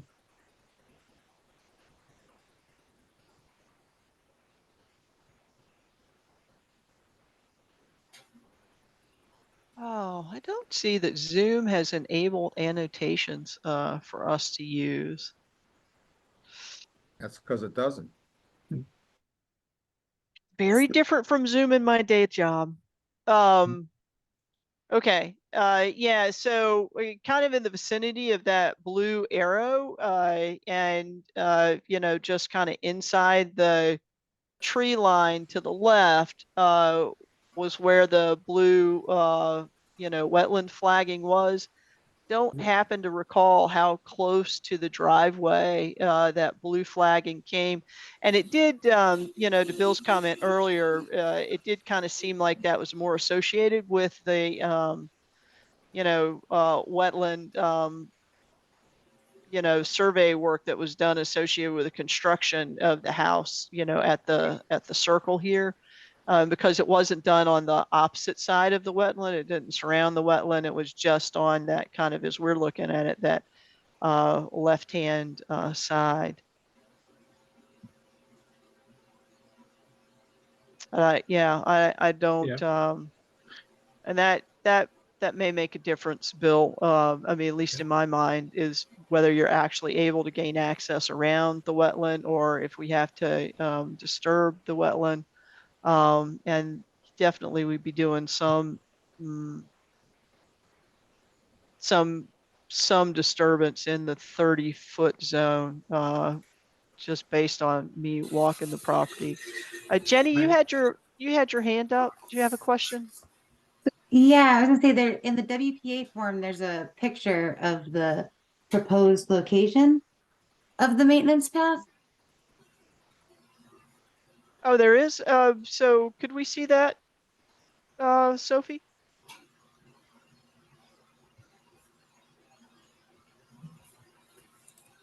And the other thing I didn't mention, if I do have to come off of the neighbor's property, it's a pretty steep change in elevation from that property down to where we need to do the work.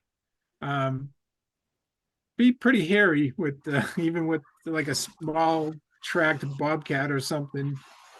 It'd be kind of tough to do. Yeah, so where that light area is, that's kind of where I'm showing where we'll come through.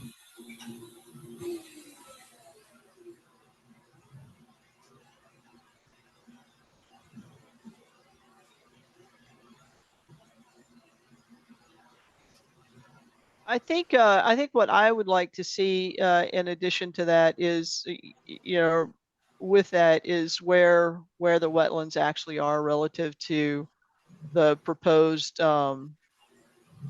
access road. Just me speaking for myself, as one commissioner.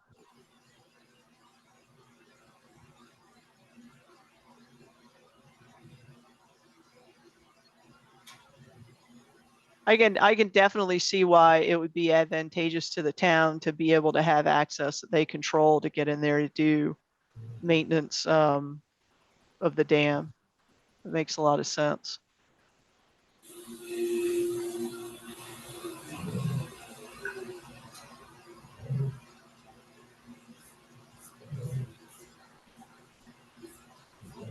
I was just trying to cross-reference this on the Mass DEP wetlands map, and those flagged wetlands aren't showing up on that. Yes, Jenny. So is Fire Road 19 a public road? Would they be able to get in from the way that we walked? Because that seemed like it was away from where the wetland delineation was. Instead, so coming in off the Fire Road rather than off the main street? Fire Road 19 is a private way. Okay.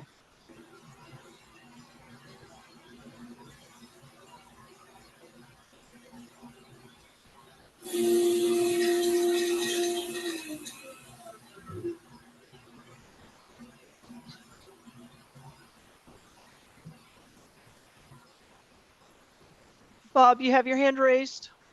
I'm calling you. I just have a comment.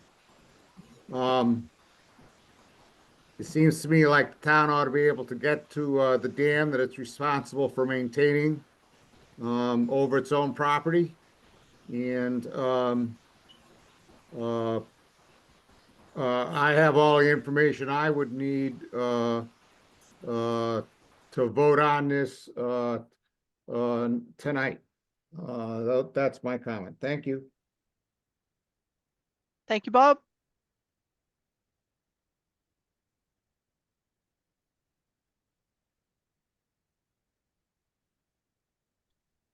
So then, Bob, my understanding is that you don't need to know where the wetlands are flagged down in that area, or Well, uh, it's Catacoonamug. There is it's a perennial stream. The entire Yes. area is a resource area. yes. So,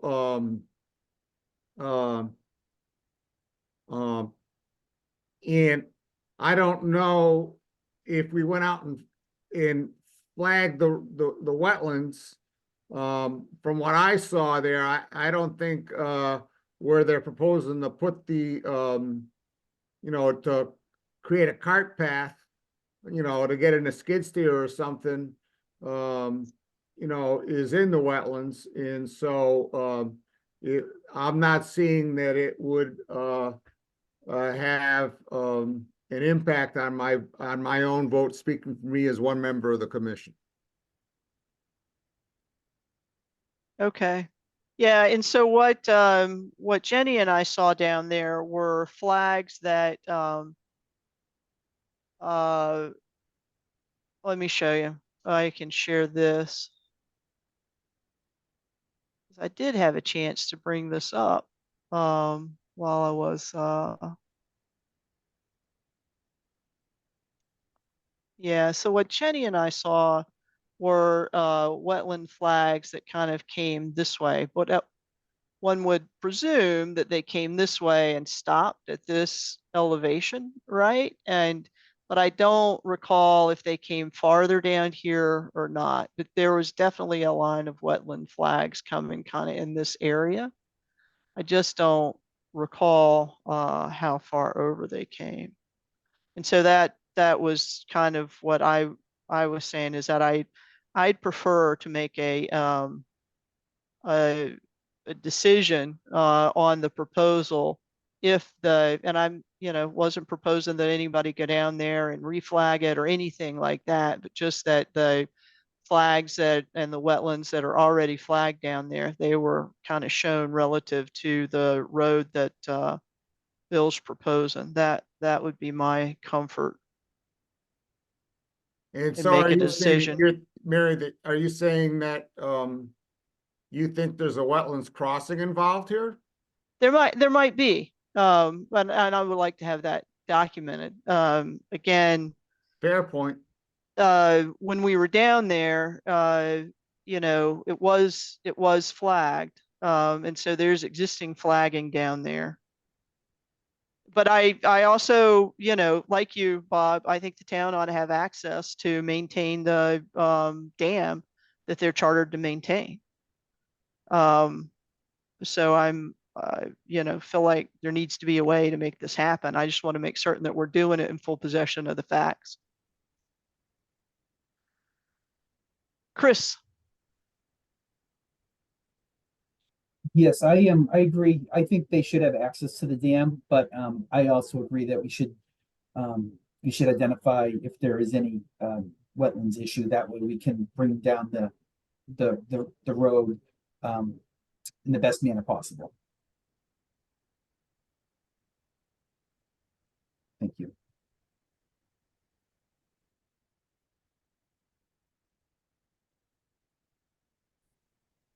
Okay. Thank you, Chris. Rich Birch, what are your thoughts on this? I agree with Bob and Chris that the town does have and should have access to the dam for any maintenance purposes. Unfortunately, the town does have to abide by all of the rules and regulations of the Wetlands Protection Act and the Lunenburg bylaw, as would any other resident in the town. So we should just follow along to make sure that all of the wetlands are flagged and delineated properly. Thank you. Mike, what are your thoughts? I agree with all my fellow commissioners. we have to follow the same rules? And is it difficult to make sure those flags are in the proper position?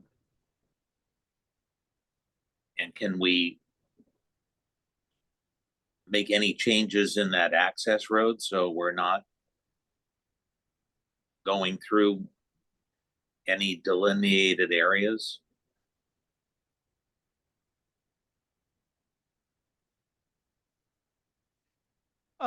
Yeah, I think to me, those are questions that I think are fair to ask. And I think, we need some more data, to have clarity on that.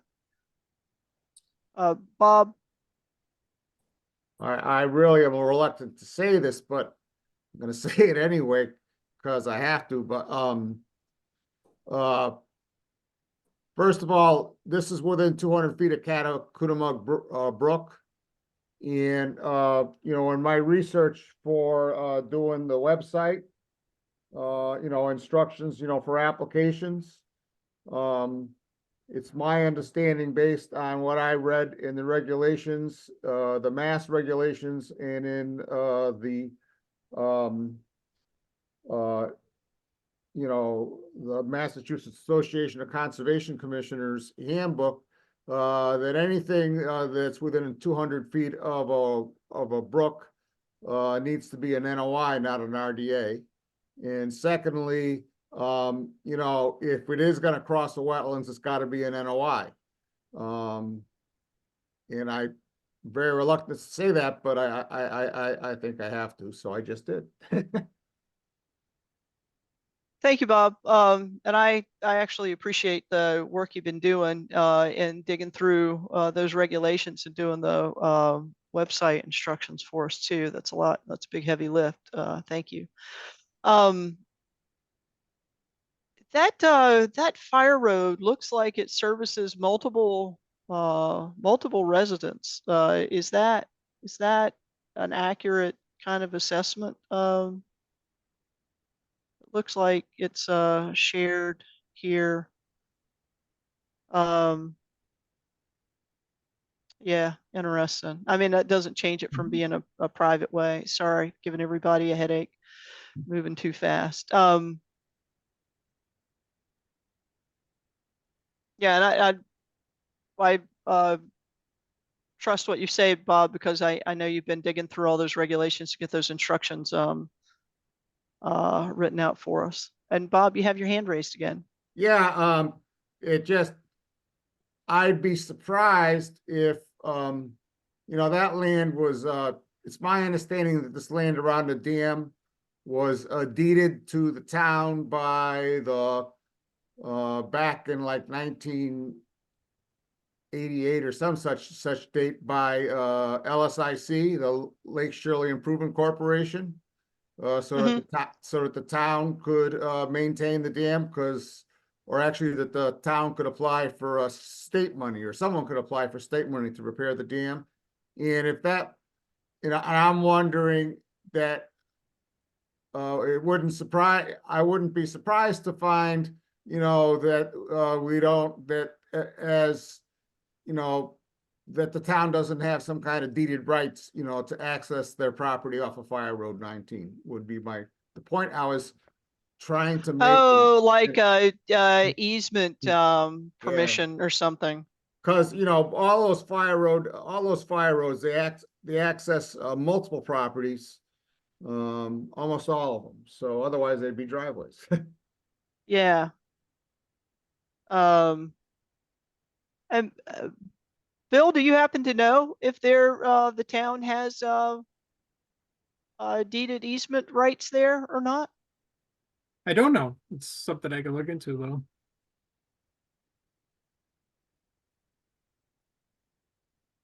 Yeah, I think that'd be good to look into. It may even simplify, what you need to do, right? Because I mean, it'd really be ideal if you could do access road here versus having to come all the way down and potentially cross wetlands in this area. It'd be a lot better if you could just pull one off of here, my layman's opinion. Mhm. I had actually hoped, it seemed like there was more solid ground down here, so I kind of hoped that you'd be able to come in here and access that way, but that's Shirley, so that's not, doesn't look like that's a solution space.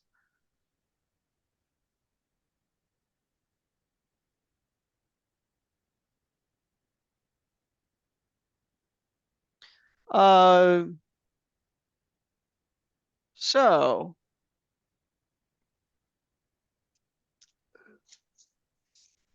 it looks like, I actually haven't come across this, this scenario yet where we recommend a NOI as It's a called a result. positive determination. Yeah, I was just looking at my shorthand notes. Yeah, from all of my classes. Yeah, so it looks like we might be looking for a motion for a positive determination on this one.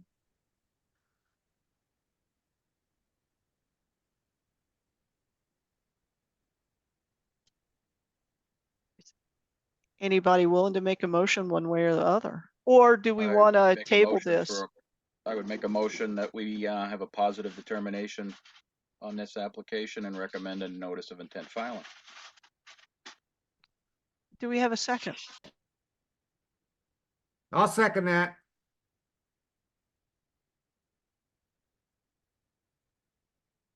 Okay, roll call vote. Chris St. Germain, Mike LaRouche, Aye. Rich Birsch, Aye. Jenny Putherer, Bob Pease, Aye. and I for myself. So that is a motion second with a unanimous vote for a positive determination with a recommendation for an NOI. And yeah, Bill, in the interim too, I think verifying whether the town has deeded easement rights there would be good to do, just to see if that simplifies what solutions you need to chase after. Yep, I will look into it. Okay, very good. Thank you. All right, thanks. Okay, moving along. Pursuant to Mass General Law, we can stop sharing this one. Pursuant to Mass General Law, Chapter 131, Section 40 is amended in the Town of Lunenburg Wetlands Protection and Municipal Bylaws. A public hearing on a request for determination by Matthew and Carly Penniman for connection of an existing dwelling to a municipal sewer service at 636 Mass Ave. Do we have the Pennimans and or their representatives here on the call tonight? Madam Chair, Greg Roy with Dillson Roy, representing the applicant this evening. Welcome, Greg. Do you want to share a drawing and take us through what's proposed here? Yes, please, bear with me.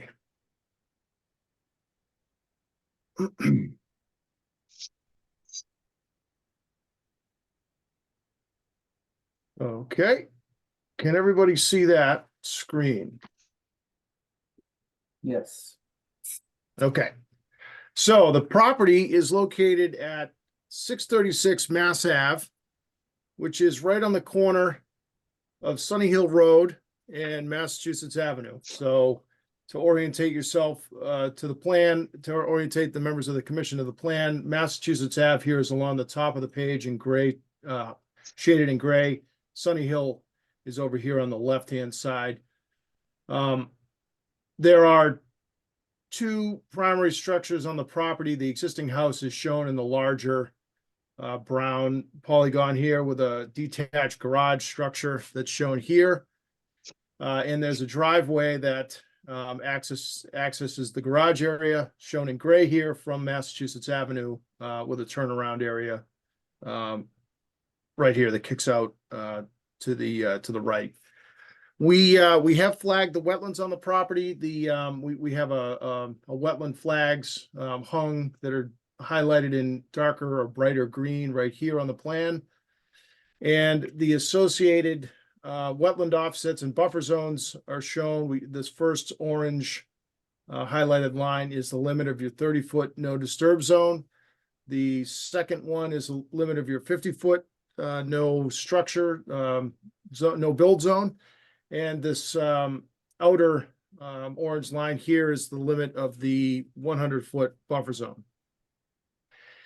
The proposed project is only to connect the existing structure to the municipal sewer system.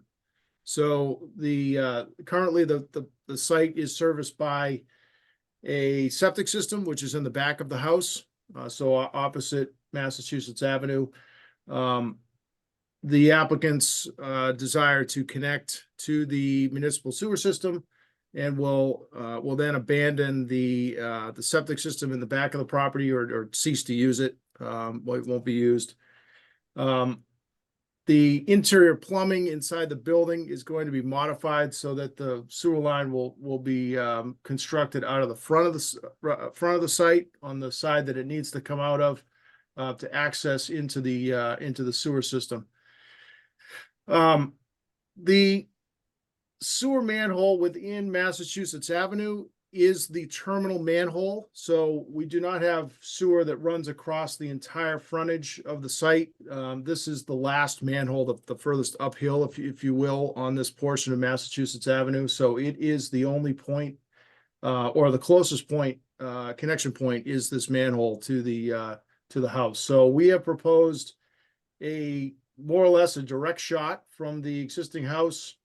Let me see if I can highlight here. This sewer line would be constructed right like this, with a direct shot to the sewer line, which is the path of least resistance, so to speak. We have received approval. We have reviewed this with the DPW director, Bill Bernard. I know he's still on the call.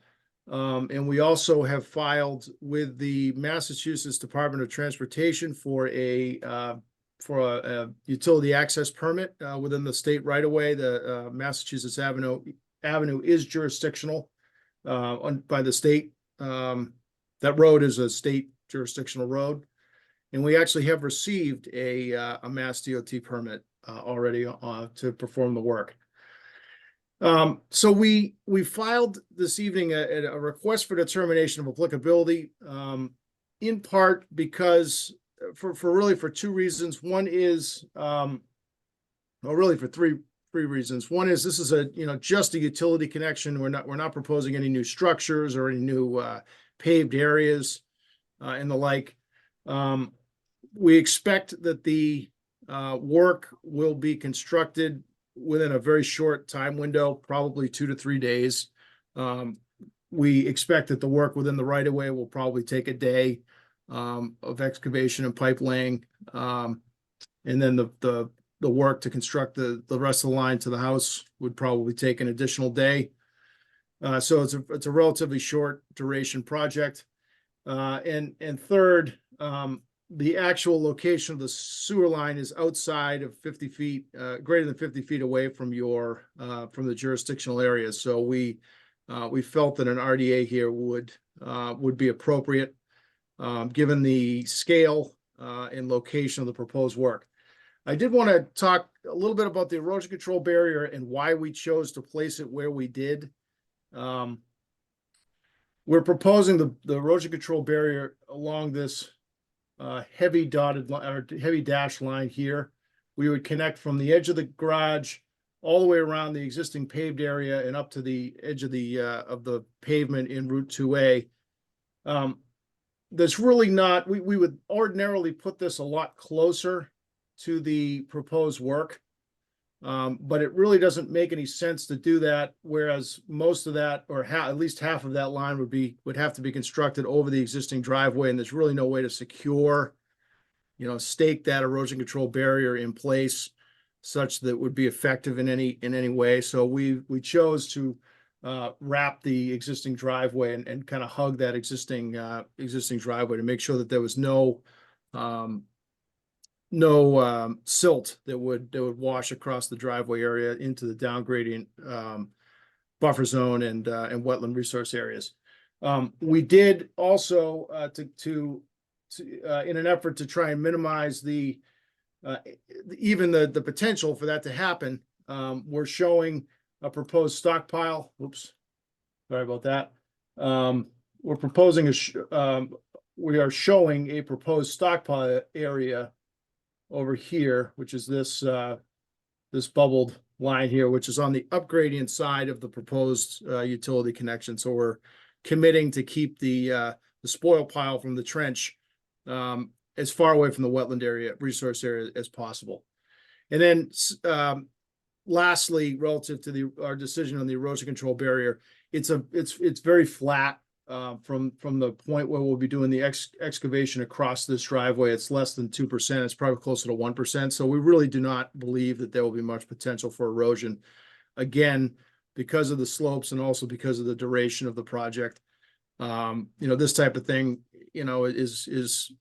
would not likely be done in a monsoon rain anyway. If we're going to have a period of rain, most contractors are going to be waiting until you have a dry period, so they're not opening a state road in suboptimal conditions. So I think that's all. I'm happy to take any questions that you folks may have. I don't have any questions. It looks pretty straightforward, and the way you described the property is consistent with what I saw when I was out there this weekend. Bob, I'll call on you. I have no questions about the project itself. I have a question of more idle curiosity about, it appears as though this parcel has another residence behind it. And I'm wondering, that doesn't show on your plan. It's off the map of your plan, and I was just wondering if you know what that has for septic and or if I'm mistaken, it's just a garage. It's funny that you mentioned that. I remember asking we're actually working for Robert Proctor on this project, who's been hired by the Penimans to do the work. And I remember talking with Robert about that, and he indicated that that wasn't part of the work. So I'm not sure. And it's not, and I really have no right to even ask the question. It's because it's not part of the application. It's not germane. But I was just a matter of curiosity. No, fair enough. If I knew I gave that introduction only to as a long-winded way of saying I really don't know, Bob. Okay, but it's a fair question. And if I had the answer, I'm ready to vote to approve. Thank you. I'm sorry for a negative determination. Thank you. Thank you, Bob. Are there any other questions by commissioners? And do we have any comments from members of the public?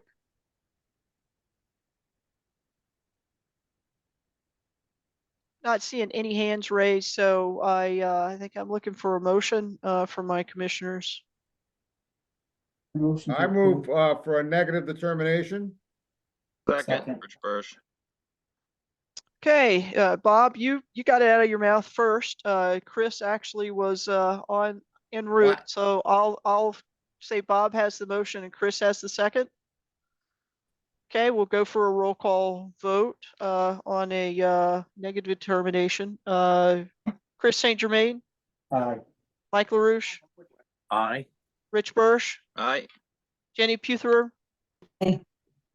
Bob Pease. Aye. And I for myself. So that's negative determination. Thank you very much. Appreciate it. Thank you. Okay, moving along to continued public hearings. So our the next one, which is 390 Howard, I show that one as not delayed. Sophie, do we have any requests for delay for any of the continued hearings? I thought I had seen some in email. Yeah. So for 255, that's a request to continue to the 6th. For 171 Arbor Street, that was also requested to continue to the 6th. And that's it. for Okay. requests that I received. Very good, thank you. Pursuant to Mass General Law, Chapter 131, Section 40 is amended and the Town of Lunenburg Wetlands Protection and Municipal Bylaws, a public hearing on an abbreviated notice of resource area delineation by Kevin O'Brien at 390 Howard Street. Do we have Mr. O'Brien or his representative here on the call tonight? Good evening, Madam Chair. Matt Morrow again, and Kevin is present. Yes. Okay. Where are we with this project? As I had last recalled, we were in dialogue about third party, having a third party consultant come in and review the annotated or the delineated wetlands. Okay, so Sophie, myself, Mr. O'Brien, and your consulting planning person did meet. I know Sophie was going to be looking at bids and scope. In the meantime, in between the meeting and now, and the meeting we had with, staff, the quotes that were submitted were re-examined. As of this day, Ecotech is no longer presenting a conflict of interest because the work that they were doing with the town of Sterling at my office is complete. And they're not doing anything with Haley Ward directly. So in looking at Ecotech's proposal, if I could just share my screen again for just a minute. Okay. Let me just get a bunch of screens up. I want to make sure I get the correct one here. So okay. Thank you for bearing with me.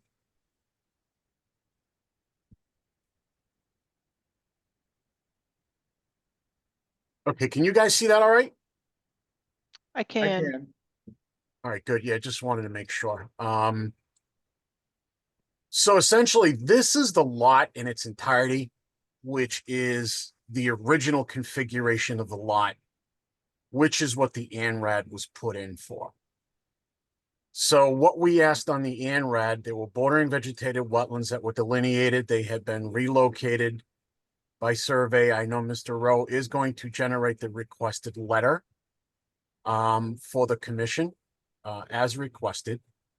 In looking at both survey requests or both third-party review requests, the issue of vernal pools was discussed at the previous meeting. And I know that the vice chair had brought up the issue of alterations on the site, which is in this area here and in this area here. So we're looking to have these areas that were previously delineated basically recertified, which would require the third party to go out and look at these areas here. Now, Mr. Allen's quote from Ecotech indicates that scope. He did mention vernal pools in his scope, but his price is reflective of looking at the site internally, meaning the areas that were delineated. And if he discovers any potential vernal pools, he will note that. Now, I will note that this area right here is marked on the DEP's website as a potential vernal pool.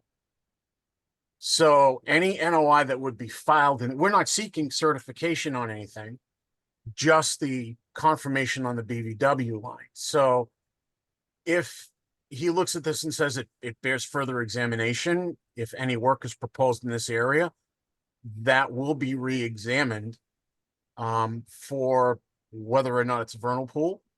I do know in the town's wetlands regulations, the local wetlands regulations, you can regulate this currently as a vernal pool because it's listed as a potential vernal pool. So it's been identified as having those attributes because your local regulation says certified or uncertified, as long as there's some type of preponderance of evidence. So if the commission is willing, I, did confer with my client and I did put it in writing to Sophie that we would be willing to put the money that Mr. Allen had quoted and go for the completion on the third party review.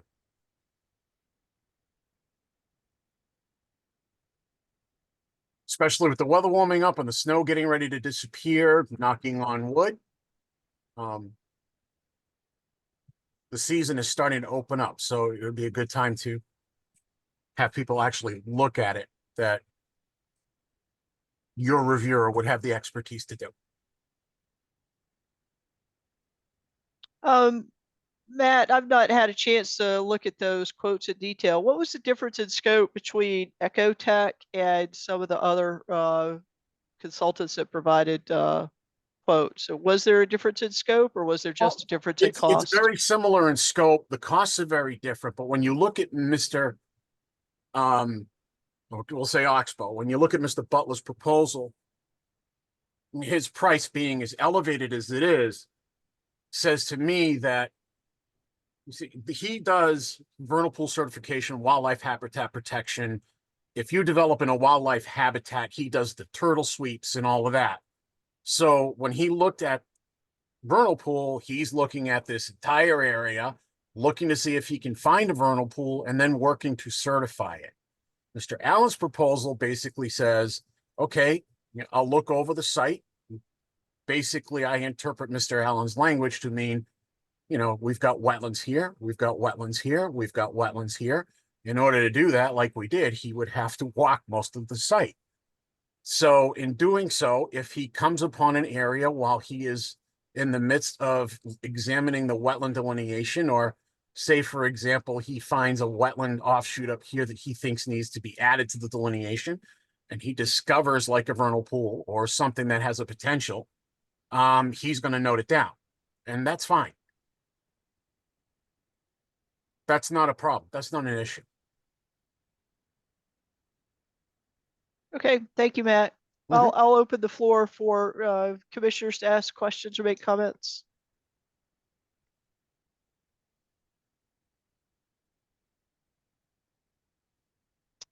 Bob, I'll call on you first. My concern would be that before we pull the trigger with Ecotech, I had someone who I have a lot of respect for tell me that Ecotech would be an excellent candidate, for this third-party review. But I would want to be sure that Ecotech was aware that the area had been heavily disturbed since 2008 when they submitted the quote, because I think the disturbance has the potential to really increase the amount of work here. And I want to make certain that, the commission gets the work that they're looking for, that they need, because in my own personal opinion, I think it's highly possible that some of the wetlands that were delineated in 2008 have since been disturbed. And that there may have been some alterations, in new wetlands created, and wetlands that were there in 2008, destroyed, so, or relocated or whatever. So I just, from my point of view, I would want to be sure that Ecotech knew what they were getting into, and that was reflected in their quotes, so they didn't start putting time into this and then realize, oh, this is a much bigger job, and now they're looking for more money, and and we go to Mr. O'Brien hat in hand, and he says, no, I'm not funding more money. That would be my concern. Thank you, Madam Chair. Thank you, Bob. And I'm kind of new to having to go through the whole consultant type of endeavor, but for people that are in this business and work in this business, isn't it reasonable that they would use any of the common tools like we do before they issue a quote? Like, for example, Nearmap, or even Google Maps or Mass Mapper? And you're probably 100% right, and I'm probably way off base, but that's my concern. Okay, yeah, fair enough. I would think that your concern could be easily addressed by a quick call to Ecotech. Is that? Yeah, okay. So that if the commission, and I'm not speaking for anybody, I'm just doing hypotheticals, but if the commission were in a position to want to make a decision about proceeding, we could, in theory, make it contingent upon Sophie or you calling Ecotech and just asking them, about those concerns. And if they're not warranted, we could proceed. Is that fair? Bob again? I think it's totally fair, but I think it should be Sophie. I think it was, the only reason I got involved in looking for quotes is because at the time we had no staff and we didn't even have a land use manager. And in 2020 hindsight, it was probably a mistake for me to get involved. And so I think it should be done by staff, either Mr. Harris or Ms. Doro, rather than a volunteer like myself. Yeah, fair commentary. And thank you, Bob. Thank you for those comments. Do we have other comments from members of the commission? Comments or questions?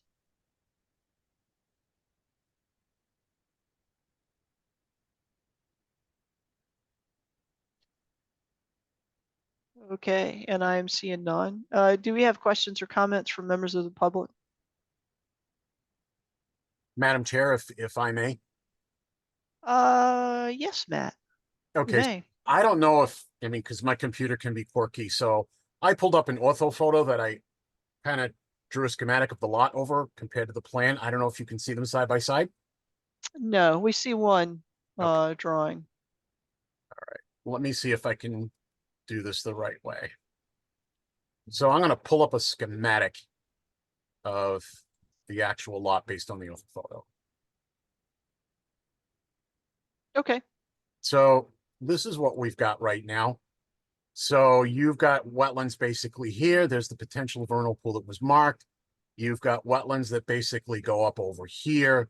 The area over here was the site of the part of the chicken farm, or whatever it was, when they had houses here. There has been, we all know there's been, some work done. Mr. O'Brien has freely spoken about that. There are, bordering wetlands here. There's, bordering wetlands up around the pond here to the headwaters of the brook. There's wetlands basically going around this particular lot that's, separated off the project because it's somebody else's lot here. There's wetlands down here, there's wetlands down here, and there's a plethora of the site to inspect. So, if you want to bring it to Ecotech's attention that, hey, there has been some alterations out there. We're concerned that there may be some alterations. Sophie has these two particular schematics that I basically JPEG to her. She could send those out so they can have a, comparison. That I don't think would present an issue for my client. I can tell you one thing about Mr. Allen. The soils maps that you guys use, the overlays that you see on Mass GIS, the old manual from the 80s, back in the day, there were 6 soil scientists that went out and mapped everything within the state. There were 2 that I know that are practicing still today out of that 6. One of them will be Tom Paragallo, who now works for a company called LEC. And he used to appear in front of this commission back in the 90s and the early 2000s a lot when he had his own company. And the other person is Art Allen from Ecotech. So if the vice chairman's concern is about potential alterations, Art can differentiate on that. So I think it kind of would fit in well, and I think it would kind of put us all on the same page. Thank you, Matt. So I didn't see any members of the public that were raising their hand either. I guess my question to the commission is, what would be the next steps in considering or in moving this project forward? Do we need to make a motion to accept the Ecotech, moving forward with Ecotech, contingent upon addressing Bob's concerns there and having Sophie call Ecotech, or is there another next step that we need to take?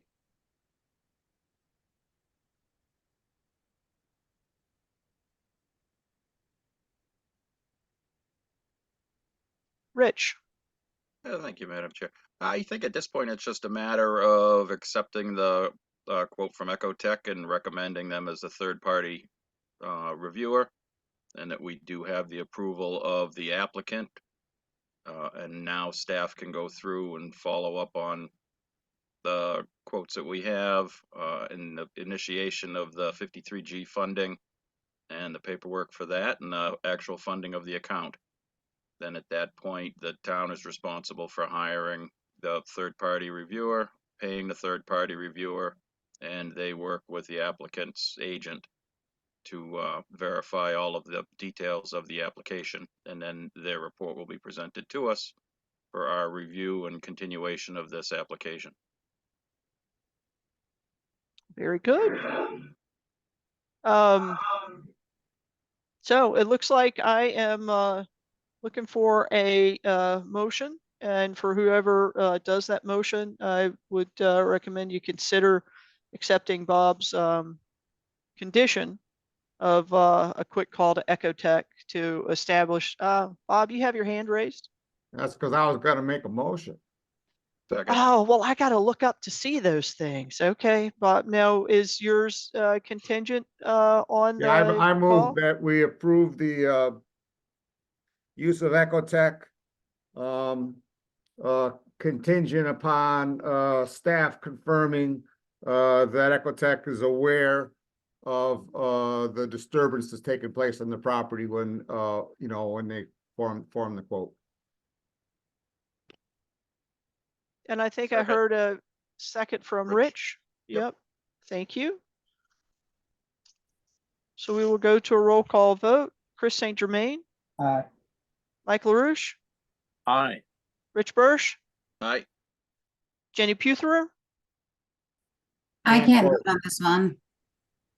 Oh, that's right. You can't. Okay. Thank you for that. Bob Pease, Aye. and I for myself. Okay, I'm just going to make a note that Jenny hadn't been part of the previous hearings. Not yet commissioned. Okay, so we have a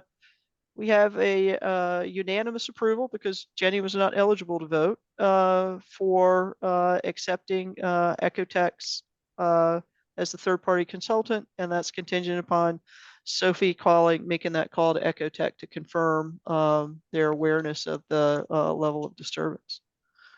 Okay, thank you. We'll move along. Thanks, guys.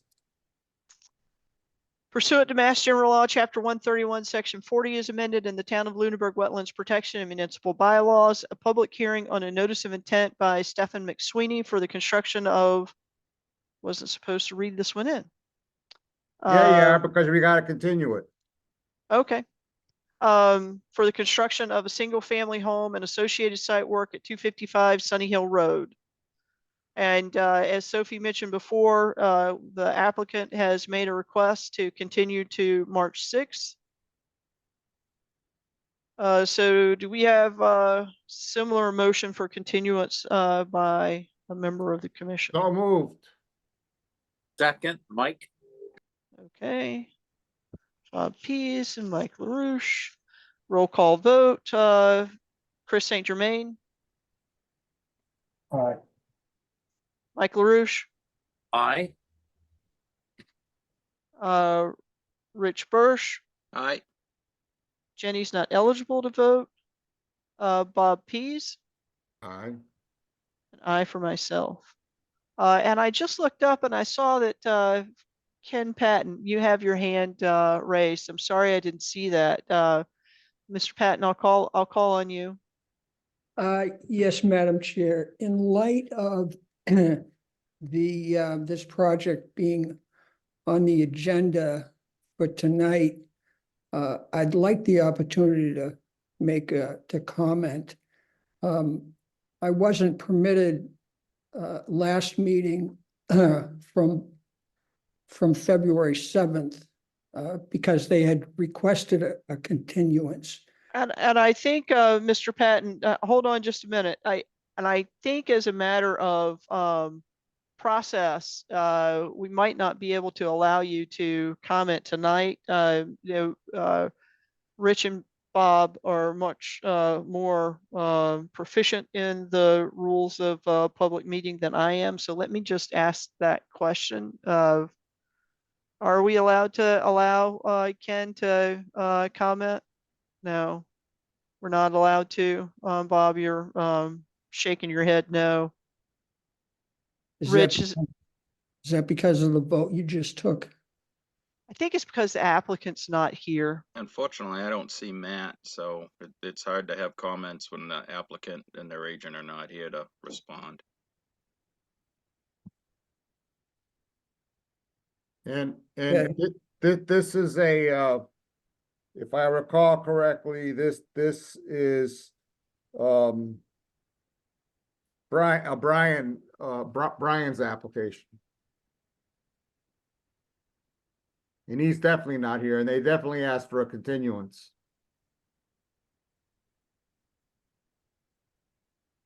Yeah, so I'm afraid we'll have to put you off to the next public hearing. And I'm that's- sorry for that. Yeah, because I know you've been here quite consistently and diligently every time it's been on the agenda. So it's taken up a lot of your time. This, just, I appreciate the job that you all do, and I appreciate it very much. And I know you understand my frustration. I think this is the 5th meeting where they were on the agenda and they just didn't show. And that's not counting the last meeting. So there's been 5 meetings that I've sat through where they were on the agenda and they just didn't show. So it's certainly frustrating for me. And, that's really all I have to say. Thank you for those comments. And I do appreciate that that frustration. And I also very much admire your tenacity at being here each and every time. Because I really do value public comment. Bob, you had your hand up. Well, I was just gonna say that, this is not unusual, Mr. Patton, that, I mean, we have, this 390 Howard Street, I bet you it's gonna go on for months, and it's gonna be on the agenda, the one we just continued. It's not unusual. In the case of, of 255 Sunny Hill, the applicant, took and noticed the, commission quite a while ago, that, they were gonna continue until they got a DEP number. So it's been on, we've been continuing it, every meeting because they didn't yet have a DEP number. And now they do have a DEP number, but then they sent in a notice to continue. And I don't know how we could take and let the public know at the beginning of the meeting, oh, these hearings are going to be continued. So I empathize, with your frustration, but it is not unusual for it to go like this. Thank you, Mary. Thank you, Bob. Okay, well, we're gonna have to move along.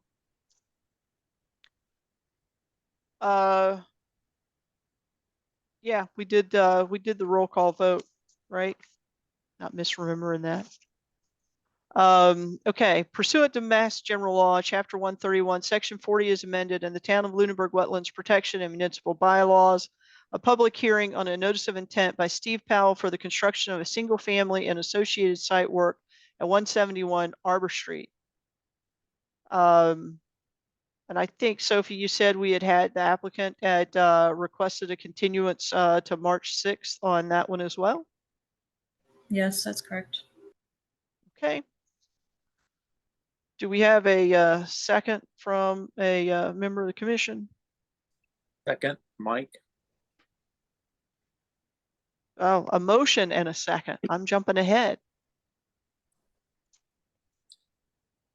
Can I give the motion to continue to March 6th? Very Second, good. Second by Chris St. Germain. Thank you. We'll go to a roll call vote. Bob Pease, All right, Jenny Putherer. Oh, Jenny's not eligible to vote. Rich Birsch, Aye. Mike LaRouche, Aye. Chris St. Germain, aye. and I for myself. That's approval to continue to March 6th.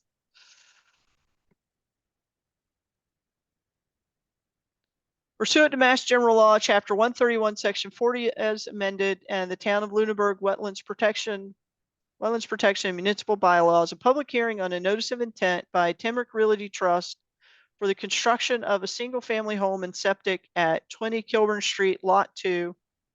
And do we have Temrick Realty Trust and/or their representative here tonight? Madam Chair, my name is Greg Roy with Dolson Roy, representing the applicant this evening. Thank you, Greg. Do you want to just share your screen and give us a brief catch up on where we had left this last meeting? You bet. Bear with me here.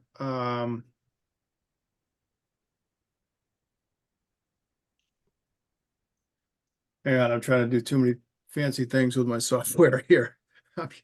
Careful. Or shut your Yeah, computer down. I know I had a conversation with my IT department after the debacle that happened last week. So hopefully that won't happen again with my Zoom issue. So, okay, can you see my screen? Yes. Okay. Again, we're here, the parent parcel, very large piece of property, is known as 20 Kilbourne Street. We subdivided the property into 3 lots, 3 building lots with a large, parcel of remaining land, which is not to be developed at this time. Lot 1 was approved 2 weeks ago by your commission as a negative determination, and Lot 3 was voted to issue an order of conditions. So those two are done. We're here just tonight to speak on some remaining comments that the commission had on Lot 2. So we subsequent to that meeting, we revised the plan, and we issued a cover letter to the commission along with the revised plan. Boy, I'm really having trouble here. Hold on. Okay. And we issued a cover letter dated February 15th, 2024, that outlines the commission's comments along with our plan revisions that we made to the plan. So I'm just going to briefly summarize the comments and plan revisions that we made. The first comment was to add a timeline for the wetland work and restoration of the wetland area. So on sheet 2, we added several notes to the plan. This one, note A9 was added to the wetland replacement notes that says the construction of the force main through the wetland resource area shall be completed within 7 calendar days. Restoration of the wetland area shall be completed within 7 calendar days after the placement of the force main and sleeve through the wetland areas.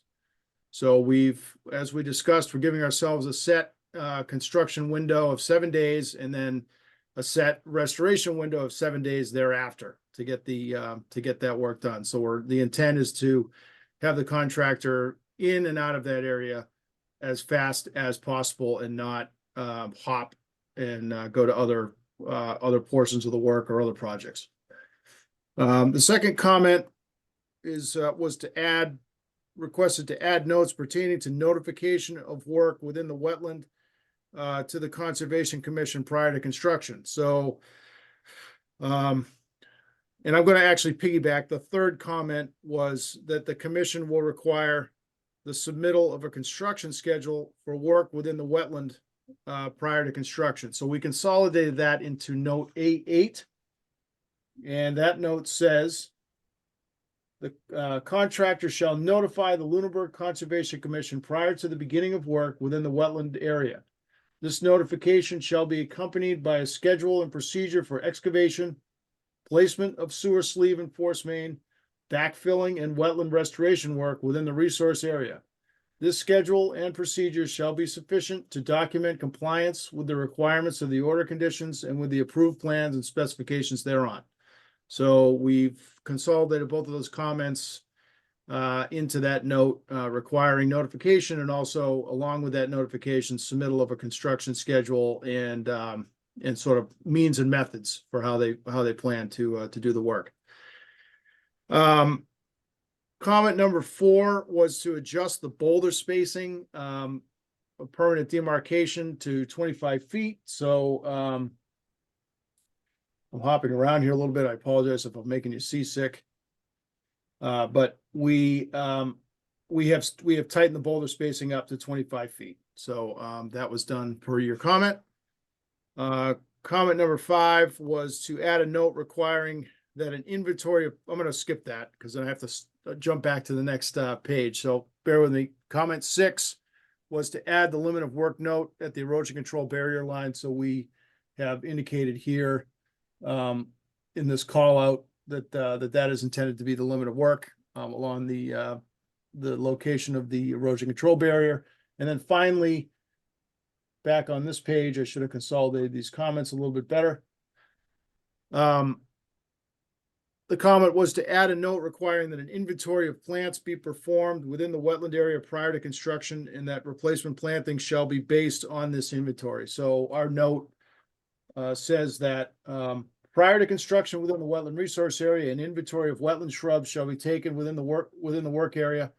Following construction, new shrubs of the same species shall be planted at a 1-to-1 ratio of those lost during construction. So again, this was a comment to make sure that we got the same species and the same quantities back within that area of disturbance of the shrubs to be removed.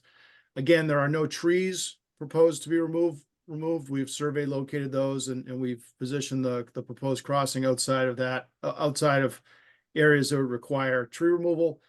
And then any smaller plants, wetland type grasses and things that would be in there, we're going to be overseeding. We're going to be using the translocated soil, so the actual soil that came from the area for restoration, and we're going to be overseeding the whole area with New England wet plant wetland mix, which has a whole variety of native obligate wetland plants. So that was it. Those were my notes of the outstanding comments by the commission. So I'm happy to take any questions that you folks may have. Thank you, Greg. Your updates are consistent with my notes from the previous meeting and what the commission asked you to update. So thank you for that. I'll open the floor to the commissioners to make other further comments or ask questions.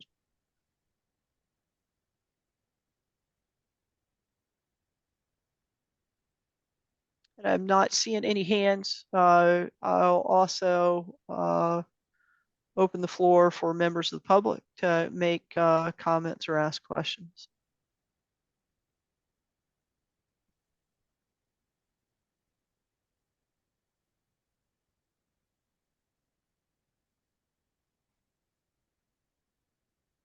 So I think at this time, I'm looking for a motion to approve as proposed with a standard order of conditions, unless somebody is advocating something else.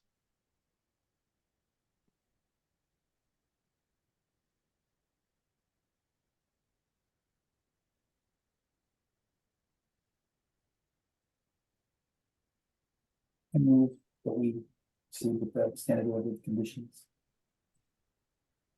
I have a motion from Chris St. Germain, Second, Mike? second by Mike LaRouche. Go for a roll call. Bob Pease. Aye. Jenny is not eligible to vote. Rich Birsch, Aye. Mike LaRouche, Aye. Chris St. Germain, Aye. and I for myself. Approved as proposed with a standard order of conditions.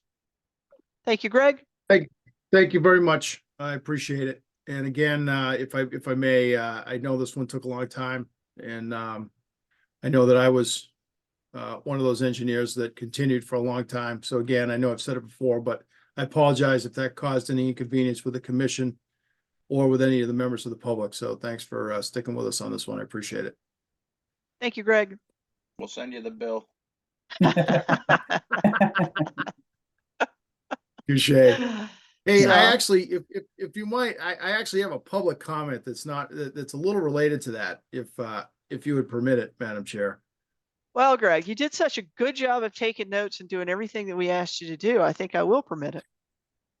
So nothing to do with it, with the hearing in particular, but relative to your agenda and the way you structure things in Lunenburg, which is known as lovingly as a cattle call type agenda, where everything is advertised at the same time. So everything's advertised at 7 o'clock. Mhm. Which has its advantages and disadvantages, but the advantage to that is that you can take things out of turn. So Right. what's Worcester for a guy, and I have the benefit of going to a lot of different communities and seeing a lot of different ways that people do this, that towns do this. The city of Worcester does the same thing you do.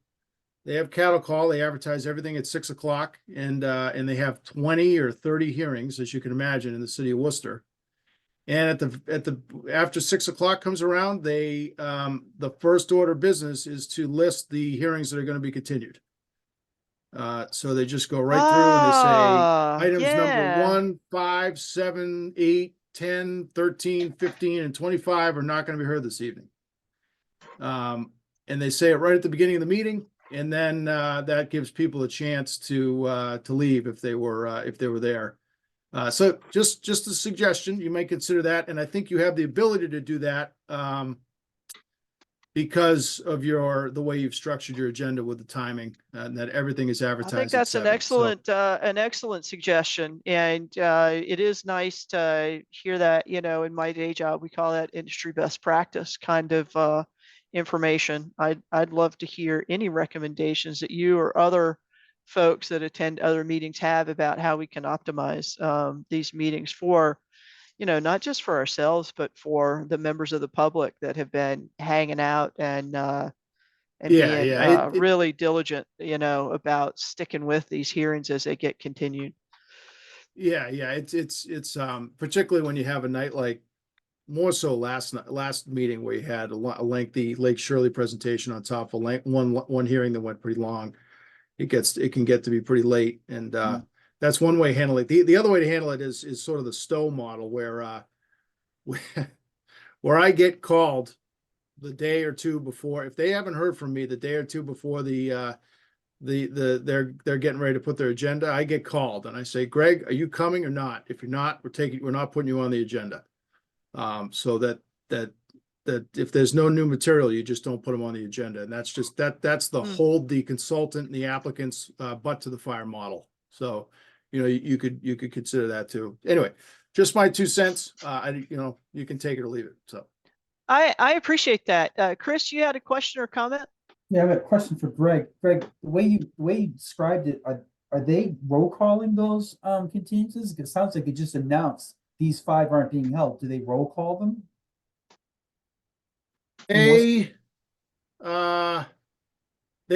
I think it's funny. I just was there 2 weeks ago, but I think what they did was they announced at the beginning of the meeting that those meetings were going to be continued. And then they took everything in order. Oh, and they roll call them later. Okay. And when they got to him, they continued it without testimony, but at least they had said to people Yeah. that had been joining the call, because everybody's getting, all the abutters are getting the notice that it starts at 7, right? Because you start all your hearings at 7. So everybody, theoretically speaking, that has an interest in all of the meetings, theoretically is going to be on the meeting at 7. So if you wait till 7 and you read off the ones that are going to be continued, you might formally continue them later, but at Yeah. least you've notified people that that's what Yeah, you're going to That's a do. great idea. You could also take them out of order. You could also say, because you advertise them that's, all at that's 7, you really can take them out of order. You could move the continuations to the front. You could continue them all, and then just proceed to the rest of them. You have that flexibility, I believe. So Yeah. Okay. just a thought. That's it. Bob, did you have a question or comment? Well, I just have a comment that I don't think it's legal for us to leave them off the agenda if they were to be heard that night, unless the applicant would have to re-advertise. And I'm not sure we should put applicants through that. Your audio dropped out for a second, Bob. Did it? Repeat that. I don't think it's based on my understanding. Yeah. And everything I know is taught to me by Rich Birch. So, Yeah. I blame Rich too. that, it wouldn't be legal for us to just leave them off the agenda and not open them and continue them that night. That we do have to still have think them you're on right. the agenda that night and then continue them. I think that that is is definitely correct. the safe. Yeah. That's the safe way to has do it for sure. Yeah, it has to be opened. It has to be continued, and it has to be continued to a date certain, so that You're right. any interested parties that attended the hearing on that night are informed of when the next hearing will be. If you You're right. break Yeah. that continuity of notification, then technically the public won't be invited to the next hearing, and therefore the hearing will not be valid. It'll be invited. Yeah, I think you're right. Open meeting law. Yeah, but we have some latitude. It sounds like it would be a lot nicer for the people that are trying to participate to move that to just the very beginning, so that they know right away that we're not going to be hearing it, and that we're going to be continuing it to a future date. I just think that's an excellent idea. Yeah, so you guys can refine that, and if you were interested in watching Worcester, for example, you could probably go on their website and watch the, not that. Yeah, I think you need I to might watch do any more that. meetings, but you could check it out. Yeah, cool. So, Thanks for that suggestion, yeah. Greg. Spoken No like a problem. past conservation committee. Well, and as one that gets the privilege of going before many of them around the surrounding areas, so everybody does it different. So, Yeah. thanks very much. Cool. Thank you. All right, we're going to move into new business topics. Yeah, and one topic that just came up, actually, I just remembered, is to update the commission on Earth Days. Last year we did Earth Days, partnered with Parks. I have been talking to Colleen Shapiro in Parks about doing that again, and I brought this up in an earlier meeting that I was going to be reaching out to Parks, and that we're going to try to reach out through some social media and public outreach to try to see if we could pull it off again this year. I don't really have a lot of ability to be as actively involved as I was last year. Certainly, if any of the commissioners wanted to be involved, I would welcome that. Colleen and I kind of have an idea that we can try to get more people leading the specific projects as they sponsor those projects. So that's kind of a strategy that we're going to try to go to this year. But that's what's kind of happening there with Earth Day. So if anybody's interested in more information, reach out to me separately. And Bob, you sponsored a topic here, the town website improvements and changes. I know you've been working on that and doing some research there. I sent an email to the commissioner, full commission earlier today, with some proposed changes to the website.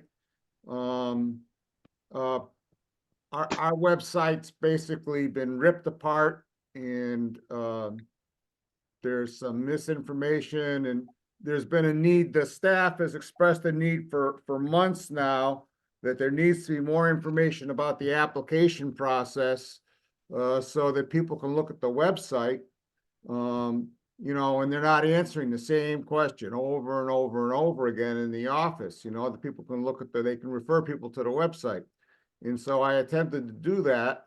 I sent it out to everybody, and I'm looking for a vote tonight to authorize me and anybody else who's interested in coming to go and speak with, make an appointment with the person who does the website. I believe her name is Kara.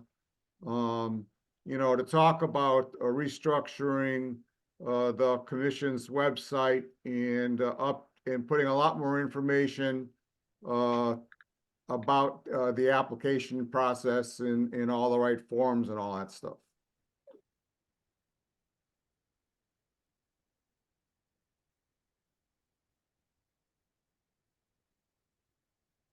Okay. I was just looking at your email as you were talking.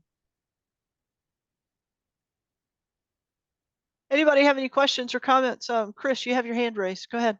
Yeah, but what do you mean by ripped apart? Is that you mean Well, highly we used criticized by the public or something? we used to have a landing page that talked about the commission and the when we met, what our mission was, you know, that we have two basic missions, you know, enforce the Inland Wetlands Act and you know, land use. And then from there you went to two other pages, one for you know, the wetlands applications and another to land use. And then you went to the land use one, all of our trail maps were there, the land use regulations were there, information about the grant was there, you know, and all this other stuff. And so when they went to The new format. You know, when they hired this web developer, everything now is on one page, except that the trail maps are now total. It's like they have absolutely nothing to do with the Conservation Commission. Like, we have nothing to do with it. There's misinformation on there. There's a link at the bottom to come to our Facebook page, and it's a Facebook page run by Tom Bertram Jr. that has absolutely nothing to do with Yeah. the Lunenburg Conservation Commission. The introduction is this generic thing which was taken, you know, someone did a Google search about what is a Conservation Commission, and they plugged that in, you know, and it talks about, you know, overview, you know, the overview is like this generic thing that's the result of a Google search. And then there's stuff about the land use that, you know, appears that's totally out of context, and half of our links are missing. Yeah. And so it's just to emphasize what you're saying, Bob, like when I was doing some research on regulations, because I had a resident asking about regulations, I couldn't find any of them on this page. I had to actually go do Google searches off of the town page to find our own town bylaws. It was horrible. So, and the problem I'm gonna have is that I've already been told that Heather has said we can't have multiple pages. You know, we can't have a landing page, and then if you take and you look at all of the boards and commissions websites, they all have the exact same format. Name of the commission or board, when they meet, the members, the staff, an overview, contact us, and links. And so, but I'm hoping that because they have the explore and discover trails somewhere else, that they'll allow us to take and put all of our land use stuff under Explore and Discover Trails. Yeah, and that's this link down here, which, you know, is also on the main page as well, if you know to go look for it, Well, right? but it's only on the main page. That Explore and Discover Trails has absolutely nothing to do with the Conservation Commission. Yeah, well, it's on the, I had not noticed this until recently. It's actually also those icons are at the bottom of the Conservation Commission page, as well as the bottom of all of the other commission pages as well. So you're Yeah. right. It's really not, no, there's no reason why somebody would identify that with us. And Or there's our nothing charter. there- And there's nothing there that says, oh, these are the land use regulations when you go to use our properties. No, And there's nothing that says, oh, this is all maintained by the the Conservation Commission, and we've worked volunteers have worked their butts off to get grants and everything. All that's been taken away. As you probably Yeah. can tell, I'm a little honked up about this, so. yeah. Understandably so. It's another thing that happened without our input or review. Well, it didn't just happen to us. It happened to every department in town. Yeah, fair enough, right? But still, again, But anyway, like I'm looking for discussion, if people have trouble with, or suggestions, on how the direction I've gone here. And I'm looking for a vote to authorize me. So, the town, I can tell the town manager, this is authorized by a vote of the full commission, and she knows I'm not some wild-eyed, member going off on my own.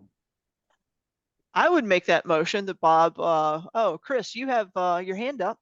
Yeah, okay, so we have one page, but this blue rectangle, can we put as much as we want there? I mean, it's still on the same page, it's just whatever we want to put as links, right? So we can Yes. clean that up, right? I think so. Yeah, so I think we have an opportunity on this blue rectangle to put what we want there. But the trouble is, Chris, I want to disaggregate the land use stuff there's so much stuff for the wetlands applications.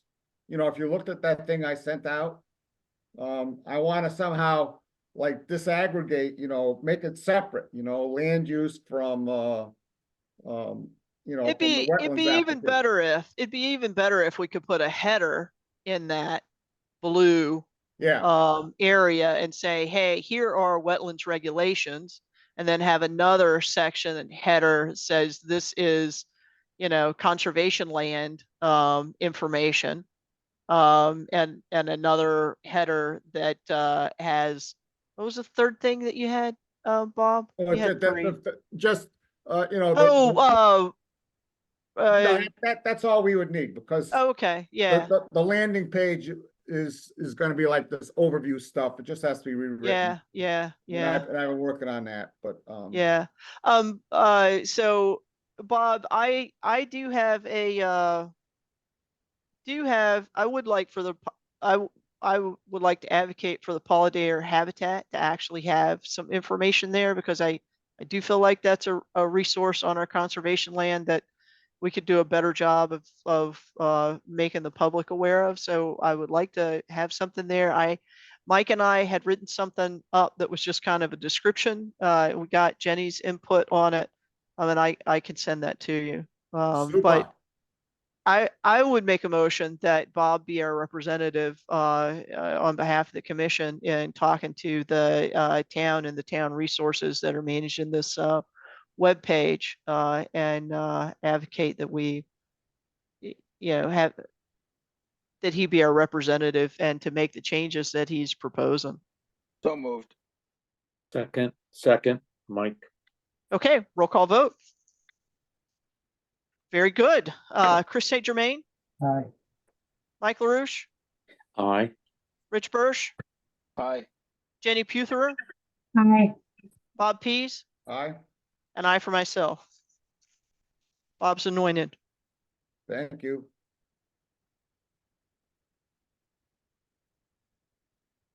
Okay, so the next topic is the discussion of in-person meetings. So after the last meeting, I had reached out to Heidi first and Heather second, because one of the things that has changed is that we now have a waiting room that the chair doesn't have the ability to disable, which I had done in the past. And the reason why I was overriding that waiting room is that as we get through complicated hearings and we go longer and longer into the night, it really is hard to manage the waiting room and allow people to come in. And we've had a few unfortunate circumstances where I just didn't notice somebody was trying to come in, and they weren't able to gain access to the meeting, which is unfortunate, and I don't want that to happen. But in that dialogue, Michael Ray Jeffries reached out to me and said, well, you know, the select board really wants the Conservation Commission to move towards doing in-person meetings, you know, and would consider allowing like hybrid meetings. And I wasn't a member of the commission during the time that we were doing in-person meetings. So I don't know a lot about it. I have participated in the Ritter building, in the room down in the basement. And I just don't know, I don't know how the commission feels about this. So I would like to hear from the commissioners about this recommendation. And I mean, right now, as far as it's been positioned to me, it's a recommendation. I did, ask Michael Ray. I said, look, it seems like the governor keeps extending the ability to do the remote and or hybrid meetings. And he seemed to be of the opinion that was only allowed for the purposes of COVID. I did look at the extension notice on the Mass state website, and I didn't see any language in there that constrained it to a COVID reason. So I don't know. I mean, maybe there's something that I overlooked. I don't know, but I didn't see it when I looked. So how do you guys feel about going to in-person meetings? Bob?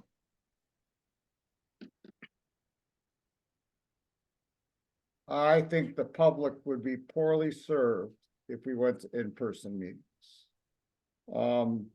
Number one, our meetings go very long. And I think it's unreasonable to expect a member of the public to leave their house and go and sit through one of our meetings, to get to their 5 minutes, which can occur at the end. Number two,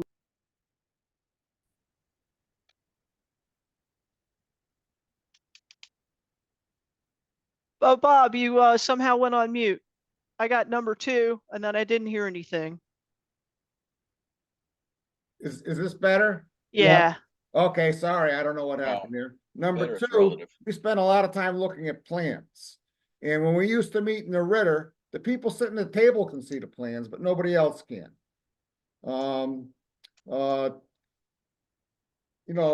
Number three, when we had the land use, the land use debacle, to use a Phyllis Luck word,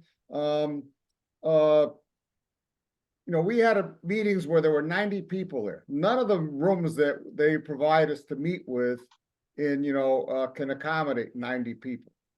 Our meetings just go long, and I'm not interested in coming home at 11 o'clock or midnight. It's just too long. And finally, we have a lot of very valuable members who spend months at a time away from the state. And I think that they should be able to continue to participate. To me, And hybrid meetings are a real pain in the neck. You know, I've heard members of the select board say, "Oh, you can just do a hybrid meeting." So everybody, you know, those are very difficult to manage. It's easy for the select board to say to do that. You know, they have staff. Every single one of their meetings is, first of all, their meetings are all shorter. Second of all, they're all in the town hall, and they have support staff there. You know, we don't have the support staff. You know, they're not all broadcast. When we used to meet in the Ritter, no one had any visibility for those meetings whatsoever. Every single one, when there's Zoom, every single one of our meetings is recorded and is available on YouTube. And in case you hadn't guessed, I'm really opposed to going back to in-person meetings. And I'm prepared to go down for the count on that. Thank you. Thank you, Bob. Rich, I'll call on you next. You know, I had a lot of good points and Bob made most of them. I was hoping at some point you would just mute him, which you can't do at a live in-person meeting. Hey, he knows where I live, so. You know, initially I was in favor of going back to in-person meetings as soon as possible when this happened. I have to say, as we've gone through the years, the technology has improved, and also the distribution of this technology has definitely improved. So everybody now has done some form of Zoom meeting or over the phone Google Talk meeting. So they all have experience and exposure to the technology. So there really is no reason that, at least at this point, I would feel that we should be going back to in-person meetings. And again, for most all of the reasons that Bob stated, the ability to share all of the application documents with everybody that it can participate. I can also say, as a member of the commission over the last 30 or so years, we've never had more participation than we've had over the last few years, being able to do it virtually and having access to everybody that has a cell phone or a computer. You know, we've had so many meetings in the past where it was just the 5 or 6 of us, and we'd go weeks without having other than an applicant come into our meetings. I would recommend perhaps putting, if they're pushing us to get back into in-person meetings, I would not be in favor of it until such time as the technology for a hybrid meeting is in place and tested, so that we can continue to show all application documents digitally on a screen, either in the Ritter or up on the stage in the Bellotta meeting room. Like Bob said, I think it's a disservice now to the public to not be able to show and have these hearings open to the public and display all of the application data for everybody to see and everybody to have access to. So at this stage, I would certainly not be in favor of going back to a hybrid meeting without making sure that all the technology is in place in the meeting rooms that we are required to meet in. But then once that is, then might be a little bit of a different story. But at this point, I agree with Bob. I think it's a disservice to the public that we serve. Thank you. Thank you, Rich. Chris? Yeah, we put in long hours even before coming to the meetings. So I mean, I work all day like a lot of you do. Being at home, I have the temperature in my room comfortable. I'm in a comfortable chair. Being in the Ritter, I just can't imagine. I'm sure it's going to be too hot for me. Going to be nodding off. And the other point I'd like to make is, are we regulated by what's going on at the Massachusetts level of government? I mean, we're a town entity, so I don't know why we have to follow suit with what the state's doing. I think the state, the way the regulations work, I think the state sets what's the legal minimum for open meeting law. And so it's the, since the governors waived that, we've been able to benefit from doing, remote and or hybrid meetings. That's the way I understand, the way the, regulatory authority rolls out. But So, somebody you could saying- correct me if I'm wrong. Are you saying the state can mandate that we have to be in person? Yeah, they Yes. could, but they haven't yet. Okay. The current extension, goes through March of 2025. Okay, I would be like, I think I'm echoing most of our commissioners. I would be very, very disappointed to go in person. It would be miserable for me. And I like having two screens. I can look up files and look at emails pertinent to what we're talking about. When I have Yeah. the dual screens, I'm very productive here. So that's all I have to say.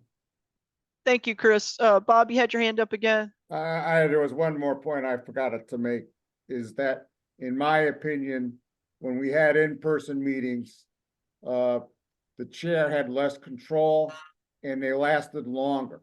I think the meetings are much more of time efficient. Via Zoom, than they were, in person. And I apologize, Richard, for taking some of your points. Mike, what are your thoughts?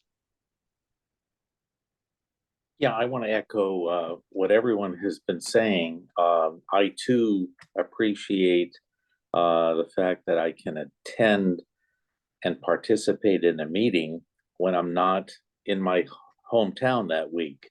So it makes it easier for me to be able to do that. And for that, I thank you. And I thank the state for allowing us to continue this kind of meeting. And I think it is productive for all of us and for people in our town. So I sort of like this this way of doing our meetings. I look forward to being in person if there's a necessity to do so. But we have a lot of agenda items, and I'm not sure if we'd be able to get through with them if we had to cut down our meetings to an hour and a half or 2 hours. It looks like we would shortchange some of our applicants. So for that reason, this seems to be more efficient and we can get a lot more done. Okay, thank you, Mike. Okay. Jenny, you're new, but I'm going to ask your opinion as well, because you are now one of us. What are your thoughts about this? So I would be pro remaining remote. I do have two screens open, so I have the plans up on one screen. That makes it really easy for me to kind of keep up with what we're doing. The meetings are very long. I do think it's easier to be able to sit in front of my screens in my own chair. I also, seeing how many people show up, I do think that it may be hard to fit all those people in any of the rooms that I've been in so far since I moved to town. I haven't been in the Ritter building yet, but I do think it does allow more people to be here when they'd like to. So I would definitely be in favor of staying remote. Okay, thank you for that. Okay, I work in a Zoom environment, as does Chris. I know works very often in a Zoom environment, and so I'm really comfortable with Zoom, and I love having the privilege of working with you folks. Right, you guys are a wealth of knowledge, and I've learned a tremendous amount working with you. And I am always astounded at the amount of time that the town asks us to invest in this volunteer role.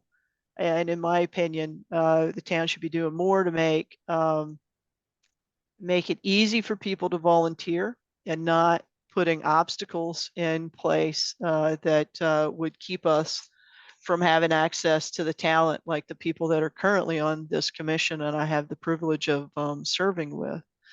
And I don't know, but I could certainly ask about where, you know, and what services are available in the various town meeting rooms. If the proposal would be for us to go to a room that's not outfitted for Zoom, I just think that's a non-starter. Certainly in some of my social clubs that I participate in through COVID, we attempted to do Zoom with somebody having a laptop open, you know, in a corner or beside the speaker or moderator, and it was an absolute disaster because the laptop picked up every conversation, every sound, every cup being picked up or put down throughout the room equally. And so you didn't know what conversation you were following. Sometimes you couldn't even hear the moderator because of other room noise or chit chat that was happening, and it was an absolute disaster. And I do very much value the participation of the public in these hearings because, you know, those abutters know the land, they know the wetlands better than we do because they've lived there year after year, right? And gaining the benefit of their insights, I think, is invaluable to us in the execution of our jobs. And if, in my opinion, we lose their access, right? Because members of the public also are traveling. They have jobs, they have families, they have other obligations that take them out of town, and they don't have the ability to participate if we go to in-person meetings. And I think that limits their access versus providing them better access. So that's my thought on it. But, you know, I did say that I would ask the commission, and so I've done that. And I do, you know, as you guys think about this, I do want to hear, you know, as your thoughts develop. Rich, you have your hand up again. Just a quick thing I might offer as a rebuttal back to the select board that we are certainly listening to their recommendations and requests, but at this point, until such time as the facilities are available to have virtual or hybrid meetings in the same quality that we currently have the fully virtual meetings, we really best serve the public as a virtual board. I do think that we need to be cognizant of the fact that I think at some point the state might just rescind the order and require going back to in-person or hybrid meetings. I'm not sure that they're going to stay with the meetings as we have fit unless a referendum question or something changes the open meeting law as it states now. Yeah, One of the other that's things a good too, point. when we do go back, the selectmen would also have to change their virtual meeting policy because their policy states that anybody attending virtually is not included in quorum. So there is a two-pronged change that would need to be made to at least keep us in hybrid meetings.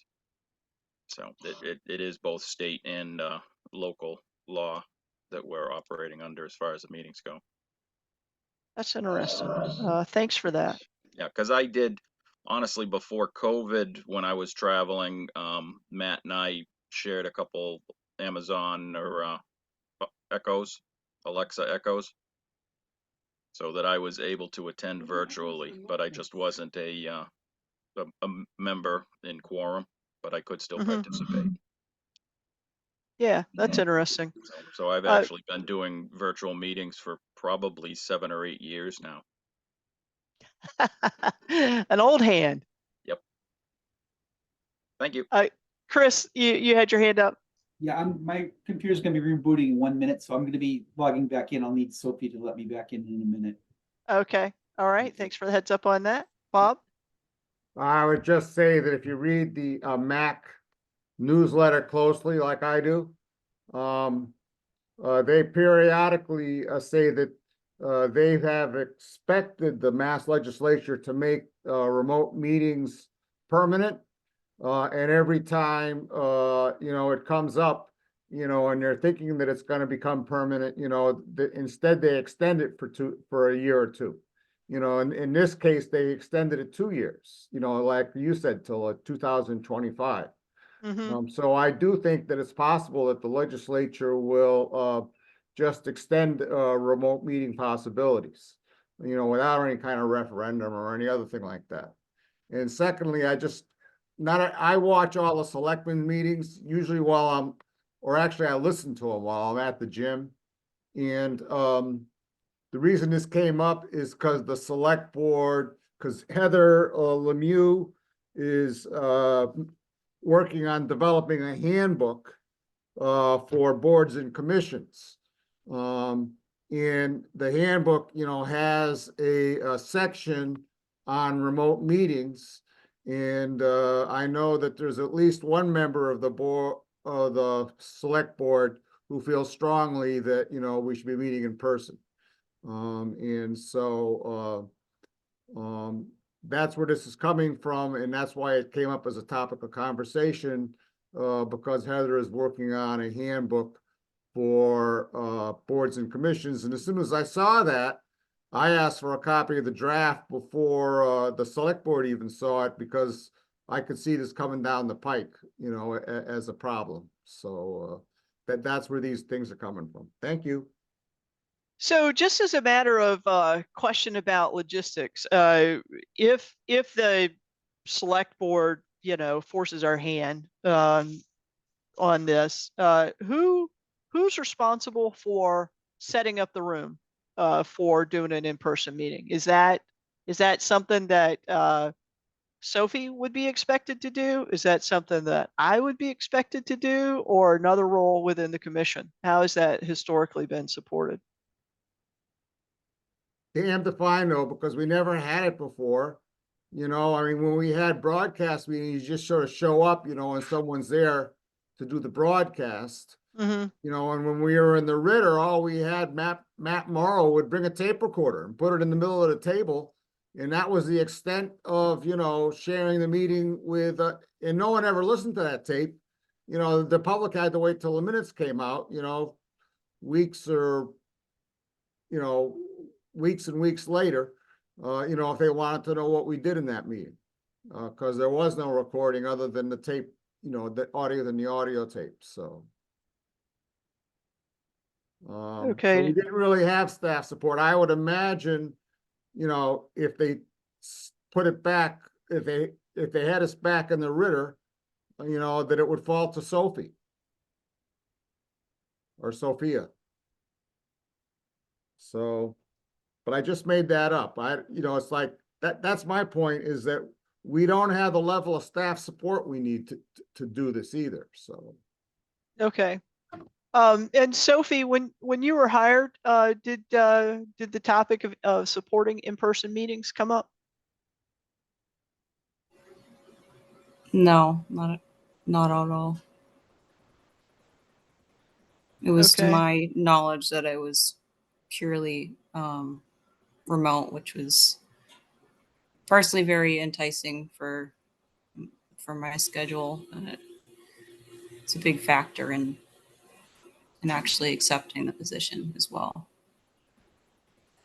Okay. Not that you asked my opinion, but I just I think it's an important thing to note, because you are a valuable member of our team, and valuable member of the office, right?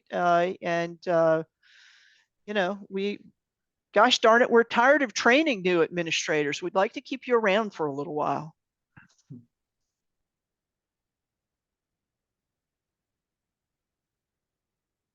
Okay, but Dave, yeah, it is good to kind of level set in what expectations, how the expectation had been set with you when you were hired. Okay, very good. I think and I see that we have Chris back. Very good. I think I have what I need on that. I said I would raise the question and get the input, and I have executed on that responsibility. So we'll move along. Old business, update on title searches. I sent everybody an email earlier today. I forwarded the results of the title searches from Adam Costa. Did title searches on 3 properties. One is a piece of swamp that's totally surrounded by the Cowdrey property. Mhm. And it turns out that that's actually 2 different properties. That one, like the assessor shows it, and that the town probably already owns one, and that there needs to be additional probate work done on the other. And so not tonight, but at a later date, I want to take and ask for authorization to have the assessor disaggregate those parcels and then have a town meeting, put the parcel that the town already owns under the care and control of the Conservation Commission, and then ask, take a vote to authorize, our town attorney to take and do the research needed, the probate research, so we could eventually take that parcel by the tax title. The other 2 parcels were over actually across the street from where Chris St. Germain lives, and down the road. One of them would provide us, both of them would help provide the public with access to there's 3 landlocked parcels back there that are under the care and control of the Conservation Commission. One is, I think it's called the Kirkland or Kirkwood or something like that parcel, and that's totally landlocked. And then there's 2 other parcels back there that are smaller that are totally landlocked. And so Would that give us access to that Fairbanks gift area? Yeah, Fairbanks. And so it would come close. It wouldn't get there. We wouldn't be there totally, but I'm Close, thinking okay. long range, it's like step Mhm. 1 is get us close, and step 2, maybe, down the road, we could, look at some of those other landlocked parcels and try and get us access. But at any rate, one of the parcels is called 0 Turnpike Road or something like that. And watching the selectmen's meeting, it looks like the selectmen have after Heather agreed that we could pay for the title search. It looks like the selectmen are at least thinking about that they might want to put a detention pond on there to try and handle some of the the stormwater problems on Flat Hill. And I don't know what impact, if any, that might have on the other parcel we just did. So I'm asking tonight for authorization for me and any other interested member to meet with Heather to say, what are next steps? It's like, should we continue with trying to acquire these parcels? Should we wait to see what happens with, the whole stormwater stuff up there? And so that's the update on title searches, because I don't think we should do anything more up there until we clarify, are we getting, where are we relative, to what the select board's trying to do up there? Because we're not getting anywhere without the select board support, so. And does what was without going and opening all those attachments, what was the result of the title search on Page and Turnpike Road? Is that they established who holds title? One And of them said it's referred to in deeds, and really was inconclusive about who owned it. It's not a public road on the one hand, but on the other hand, the deeds didn't really, there was no deed references. And the other one said, it appears as though it's probably in the estate of this person, but we haven't done the probate work for it, and based on the context, now I wouldn't do anything until I've actually had a chance to go back and talk with Adam about it again, is,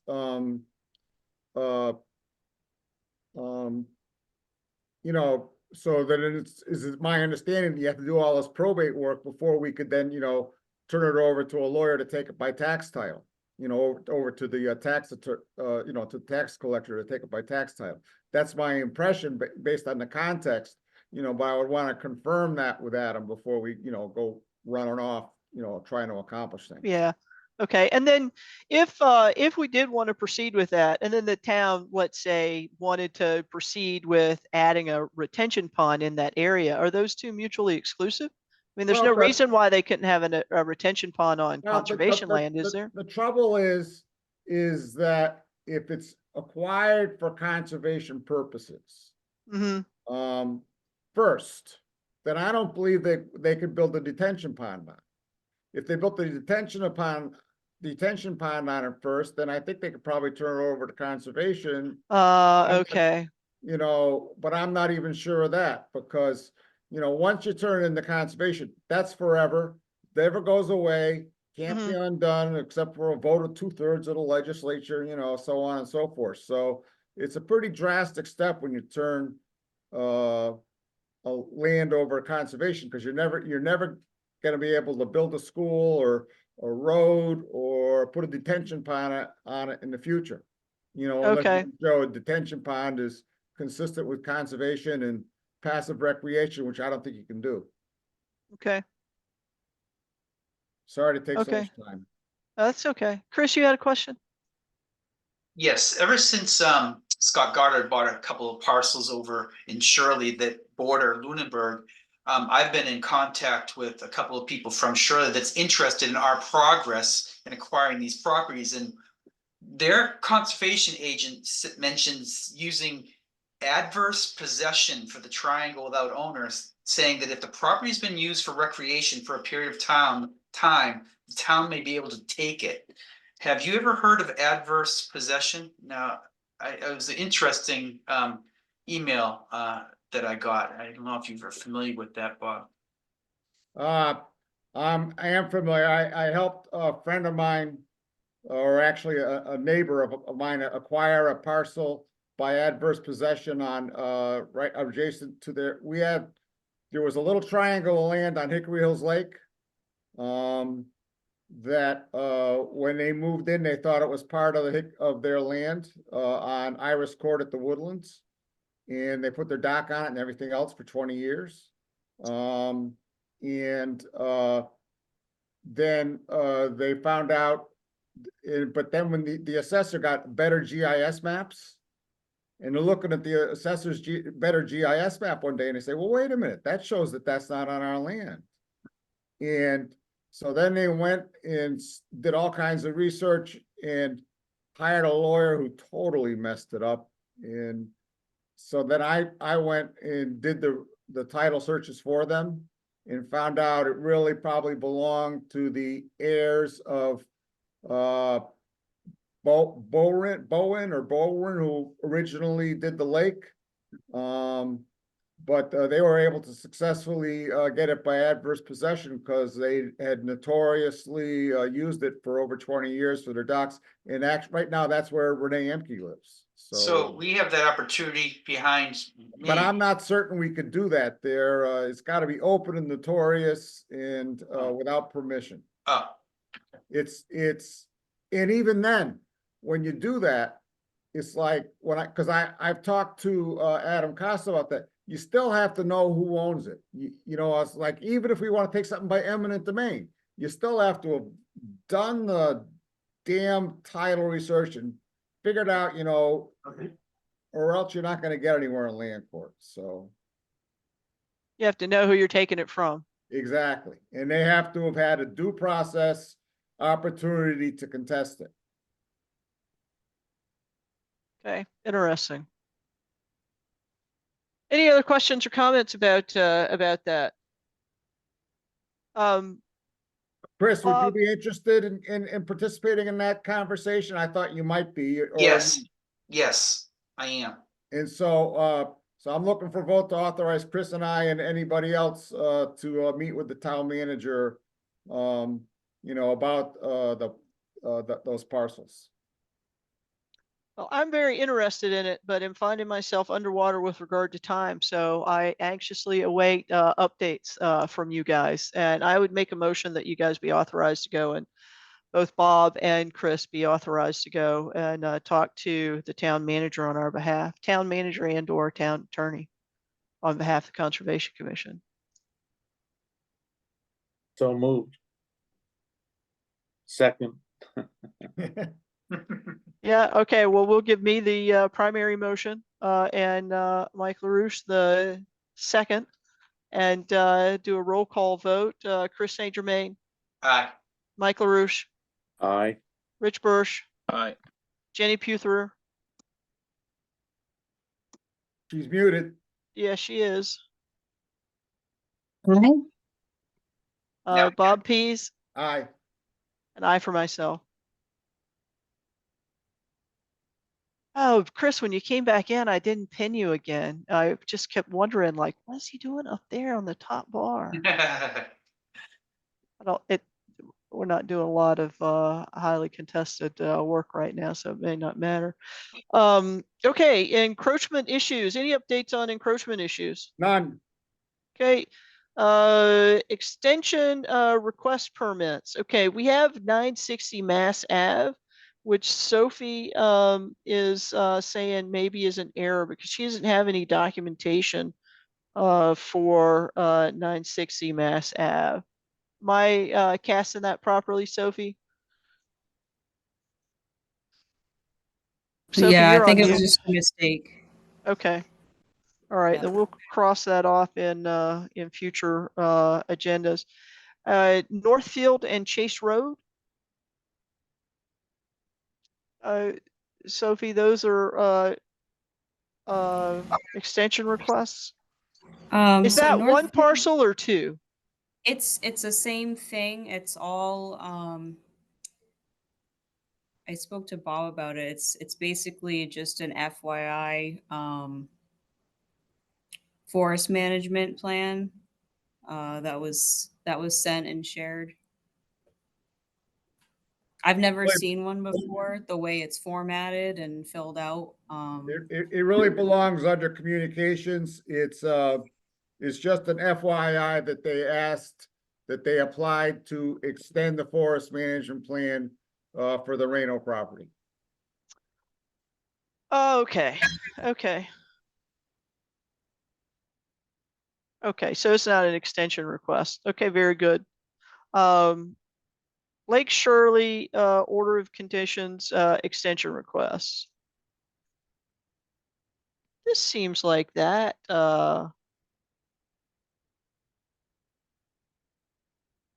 wasn't that last hearing that they did their plan and made that proposal to us?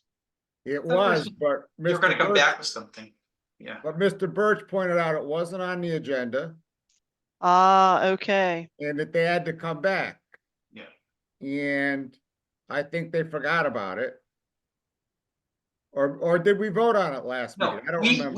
we asked them to come back with more detail. I thought we asked them to come back with something like a more detailed plan, I thought. I thought we just said it had to appear on the agenda and they actually had to file a form. Have they filed a form, Sophie? Yep, that's exactly what we said. Yeah, Add to the next he- meeting and file the form. Yeah, I'll echo what Mary said. And Sophia, did they file a form?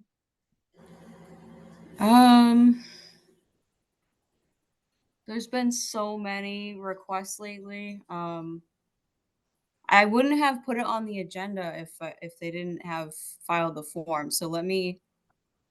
Well, at least I hope I wouldn't. Well, they're not here anyway, right? So, And they have to be present to have Well, that discussion and vote. Bob, It's my opinion, if they had filed the form, I would have been prepared to vote to extend it.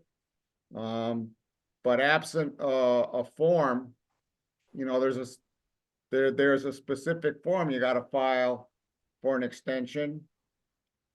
And absent that, I'm not ready to vote for it. I There- see it. It's in the Google Drive. It is. their request. Yeah. you share WPA Form 7. It's ARC Lake Shirley 20. Yeah, I can pull it up.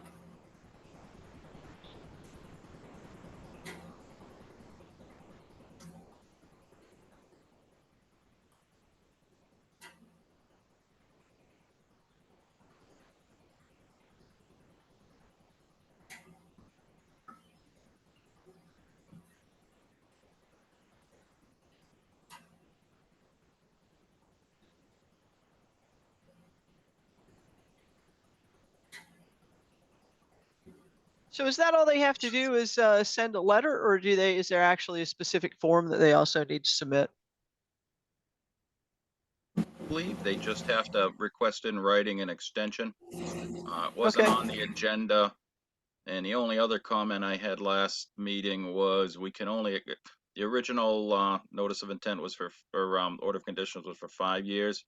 And the form only states that we can extend it 3 years. So we can only give them a 3-year extension at this time. And that's what the letter actually seems to say as well. They're requesting a 3-year extension. Perfect. Madam Chair, if you'll accept that, I would like to make a motion to extend your order of conditions 3 years. Thank you, Bob. Do we have a second? Second. And we will do a roll call vote. Mike LaRouche, Aye. Bob Pease, Aye. Chris St. Germain, Aye. Rich Birch, Aye. Jenny Putherer, and I for myself. Okay, we approved that for 3 years. And that's 3 years from the date of expiration. I think their letter just stated fall of 2027 they wanted to extend it to. Thank you for that clarification, Rich. Okay, certificates of compliance. On any of those lots, Sophie, have you had an opportunity to do a site walk and confirm that they've met the order of conditions? Not for those, no. No. Nope. But we're getting to the point where we don't have a lot of snow cover and whatnot, so I would think that's coming up on your priority list. Is that a fair assessment as well? Yes, it's part of it. I have been also doing other certificate of compliance requests, site visits in the meantime. Very that good. Come before you yet, so. Okay, very good. Okay, and do we have any updates on our list of violations, enforcements, and hearings?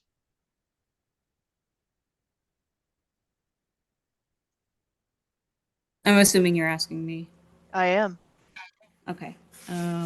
So 780 Northfield Road, I started that and almost completed it today. There are a couple things in the form that I am kind of hesitant about, but I can still try to send it out for signing and see if any of the commissioners have feedback on it. I'll get back to you on that tomorrow, Sophie. All right, thank you. Thank you, Bob. And that's the only headway that I've made with any of the enforcement locations. Okay. And there is another property that you and I discussed that is I was just getting my map up. It's over on Hickory Hills Lake, and somebody had put in a new house, and they had you come out to talk to them about doing some additional work, and you had noticed some violations. And at that time, which was a couple of months ago, they were going to file an RDA, and you had advised them rightfully that they needed to cover that other work that they had done in that RDA, because there might be some corrective actions they needed to take. And when you and I discussed it, they had not successfully submitted that paperwork. So I think if they're not, we always try to work with the landowners, right? Because a lot of times people just don't know. And so we try to always work with them on, going and submitting the request, right, through RDA or NOI if they find themselves in arrears. But since they haven't already submitted that, I think we ought to be tracking this in violations and enforcements. Bob, did you have commentary about that? Yeah, I just think we should add 141 Hemlock to the list of violations and enforcements that we're tracking on our agenda. Is that the applicable the address? Okay.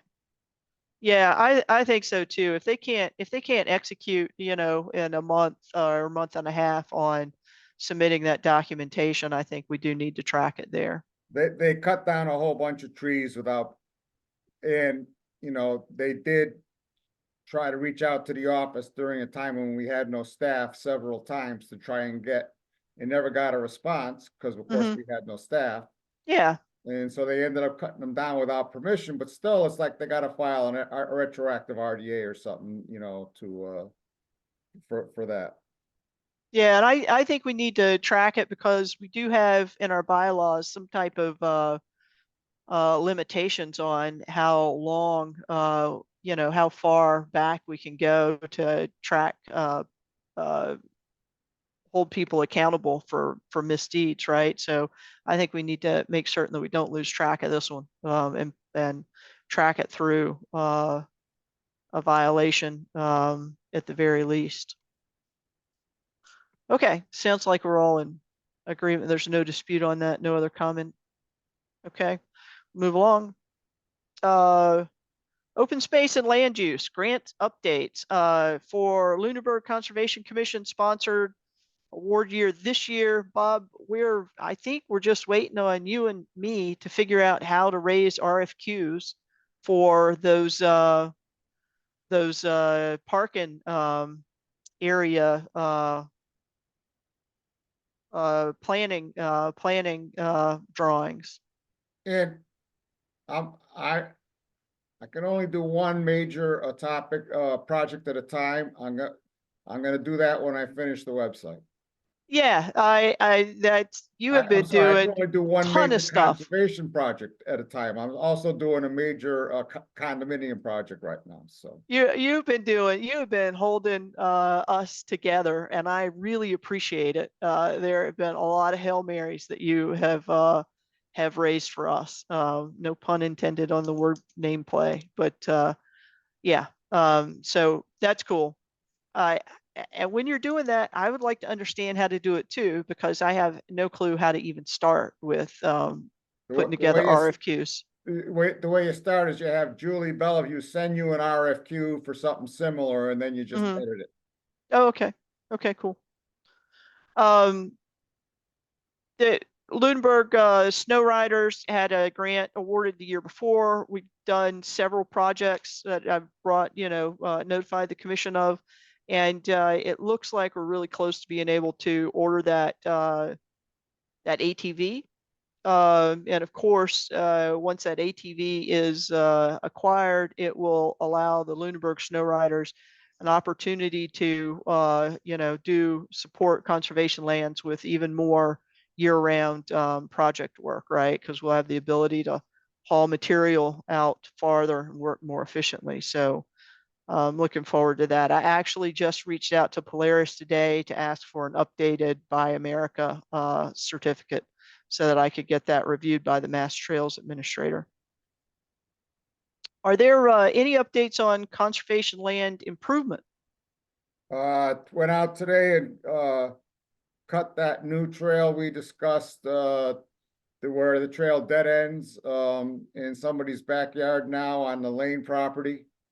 And so it joins up with the other trails. So finished that today. Oh, great. Yeah, that one that dead ends, follows Mulpus, and, dead ends on the property. Ah, cool.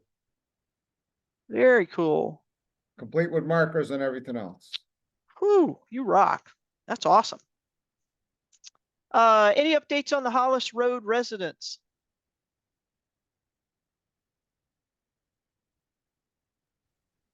I do have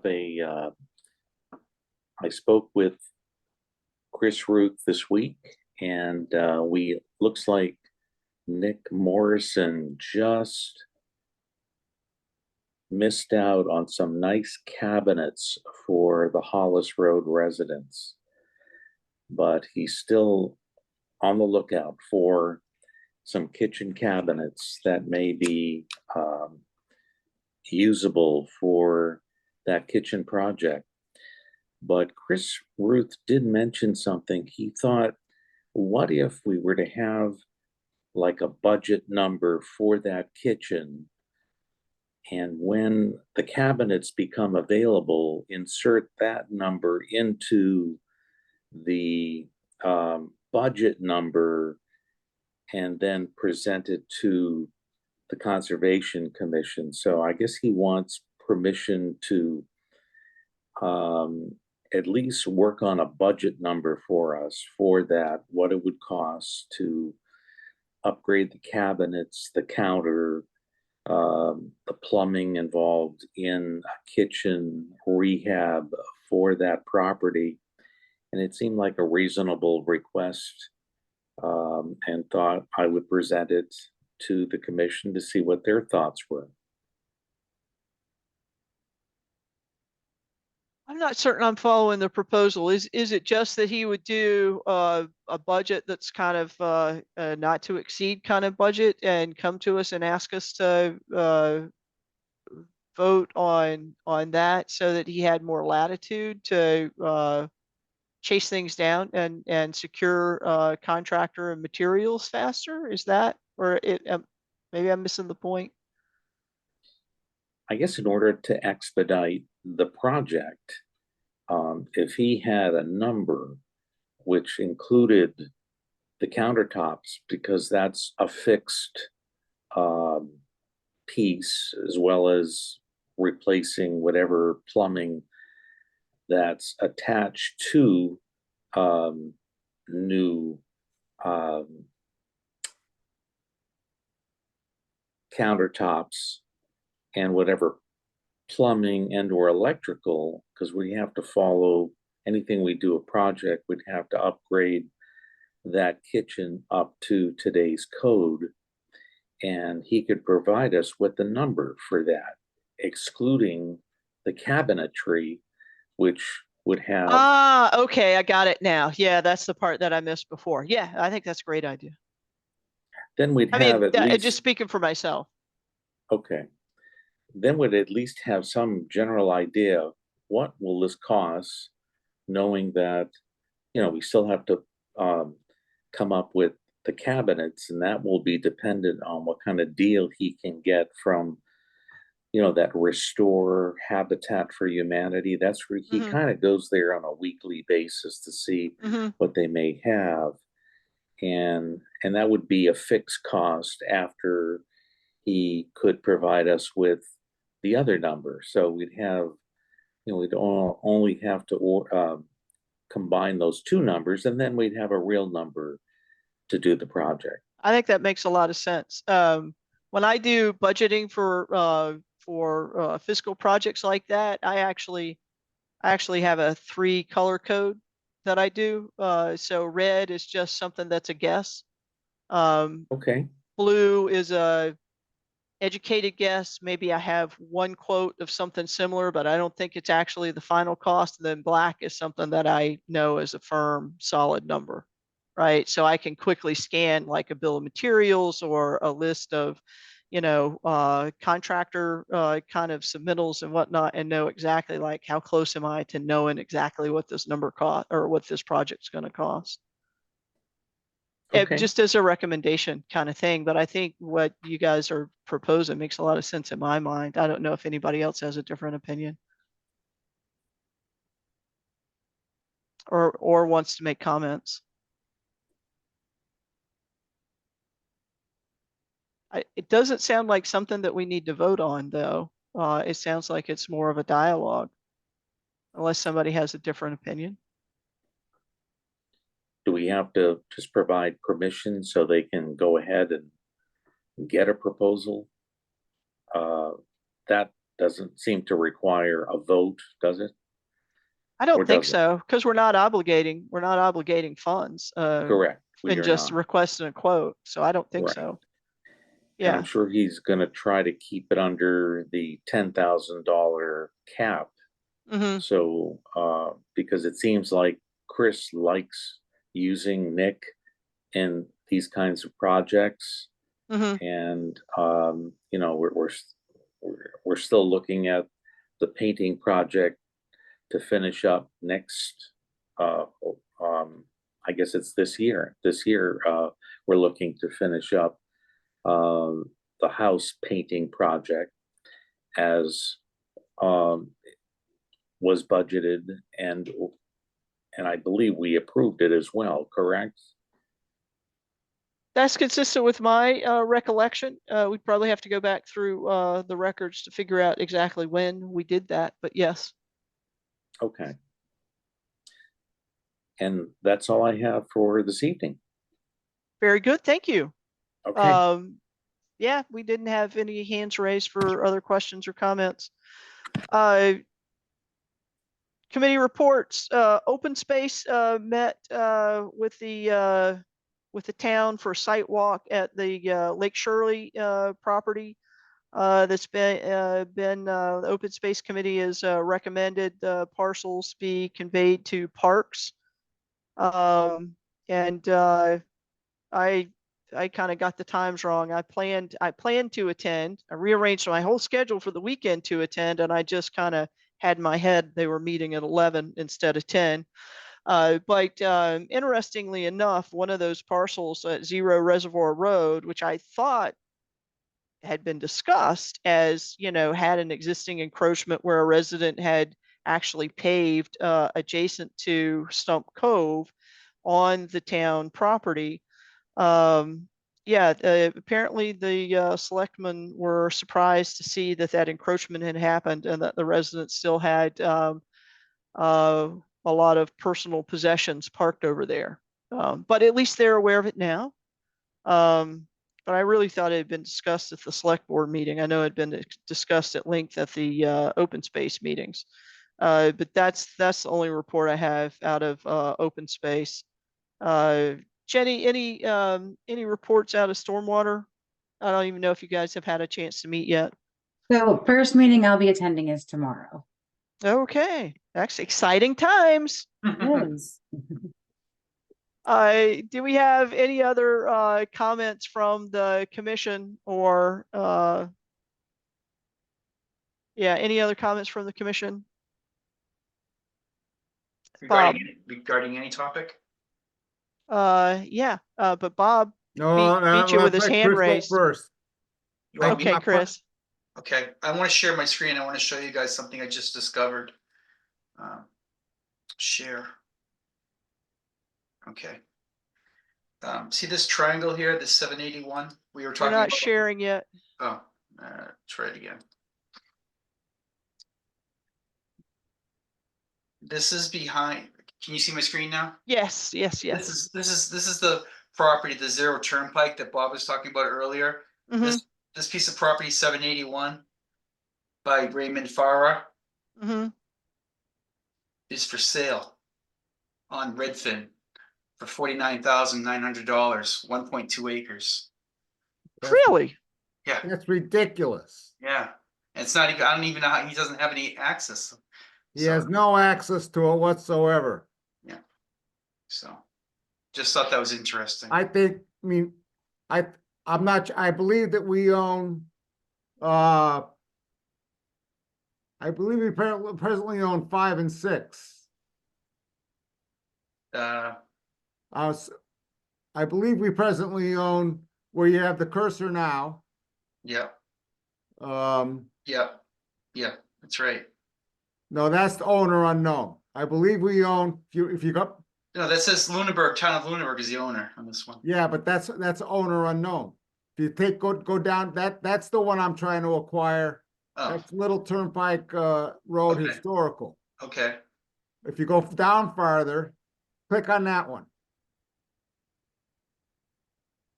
Click on that one. That's not up. That one is us. Okay.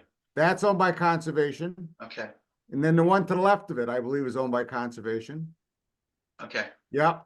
Yeah, So so those it's two really are odd owned by that that's. Conservation, and the Fairbanks gets owned by Conservation. Yeah, So I'm trying to acquire the access thing down there right.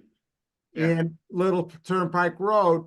And then if we were to somehow acquire those other two little parcels, including the one that's for sale for the ridiculous price of 49 grand, we'd actually have public access to the Fairbanks, gift, right, which is now right. landlocked. Yeah, I was dumbfounded to see a landlocked piece of property for sale, 1 acre, 1.2 acres. It's certainly odd. But it is interesting because the large one that shows beside Beaver Pond Brook is owned by Scott Goddard. Yeah, And then the little one immediately below the Fairbanks gift is also owned by Scott Goddard. yeah, and then, so, I don't know, he's trying to make, I don't know what's going on here. So my speculation is Raymond Farrar is getting ready to advertise to see if Scott Goddard's gonna purchase it as well. Yeah. Hmm. Okay. That would open Scott the opportunity to start dialogue with Connie Allison about access. Oh, crap, yeah. Yep. But we have to approve that, though. They can't, is it just, I don't know why we would. Well, you mean we as in the Conservation Commission? well, do we have any, like, if he asked Matt or Connie can I put a driveway down this property? Do we have any say in that? Our only jurisdiction as Conservation Commission Right, so we is have if no- there are wetlands. Yeah, well, there is right here. There's a pond back here. Yeah, but I doubt Connie's gonna like have him come right through the middle of her property. Yeah, but Matt will. It's just a matter of time. Yeah, yeah. Anyway, that's Okay. interesting. Yeah, yeah. Bob, you were gonna make a comment? I just think the entire commission should know about our recent resignation. That's yeah, I had intended to bring that up in new business and forgot. Yeah, so Ashley Denio, who's been our administrative assistant since last July and was holding down the fort for us throughout the time that we were searching for Sophie, is put in her 2-week resignation notice. Her last day is 29th of February. So we will soon be shorthanded in the office again. But we definitely, I wish Ashley all the best. She's been great for us in, holding the wheels on the bus. And I don't really know how she managed to do all that she did in the short amount of hours that she's allocated in her position. But I definitely wish her the best. Anything else you want to add, Bob? Nope. Okay, so if anybody knows somebody who's looking for a part-time job, there is a posting that the town, if they haven't made it already, will soon be looking for a backfill for that role. Okay, do we have any members of the public on? I don't see any members of the public, so no public comment. I think it's 11:03, another late night. Looking for a motion to adjourn. So moved. Mike? Second. Chris. Okay, I got Mike and Chris. Thank you. Roll call vote, Bob Pease, Aye. Jenny Putherer, Aye. Rich Birsch, Aye. Mike LaRouche, Aye. Chris St. Germain, Aye. and I for myself. Okay, thank you, everyone. Good evening. Thank you. Good All right. evening.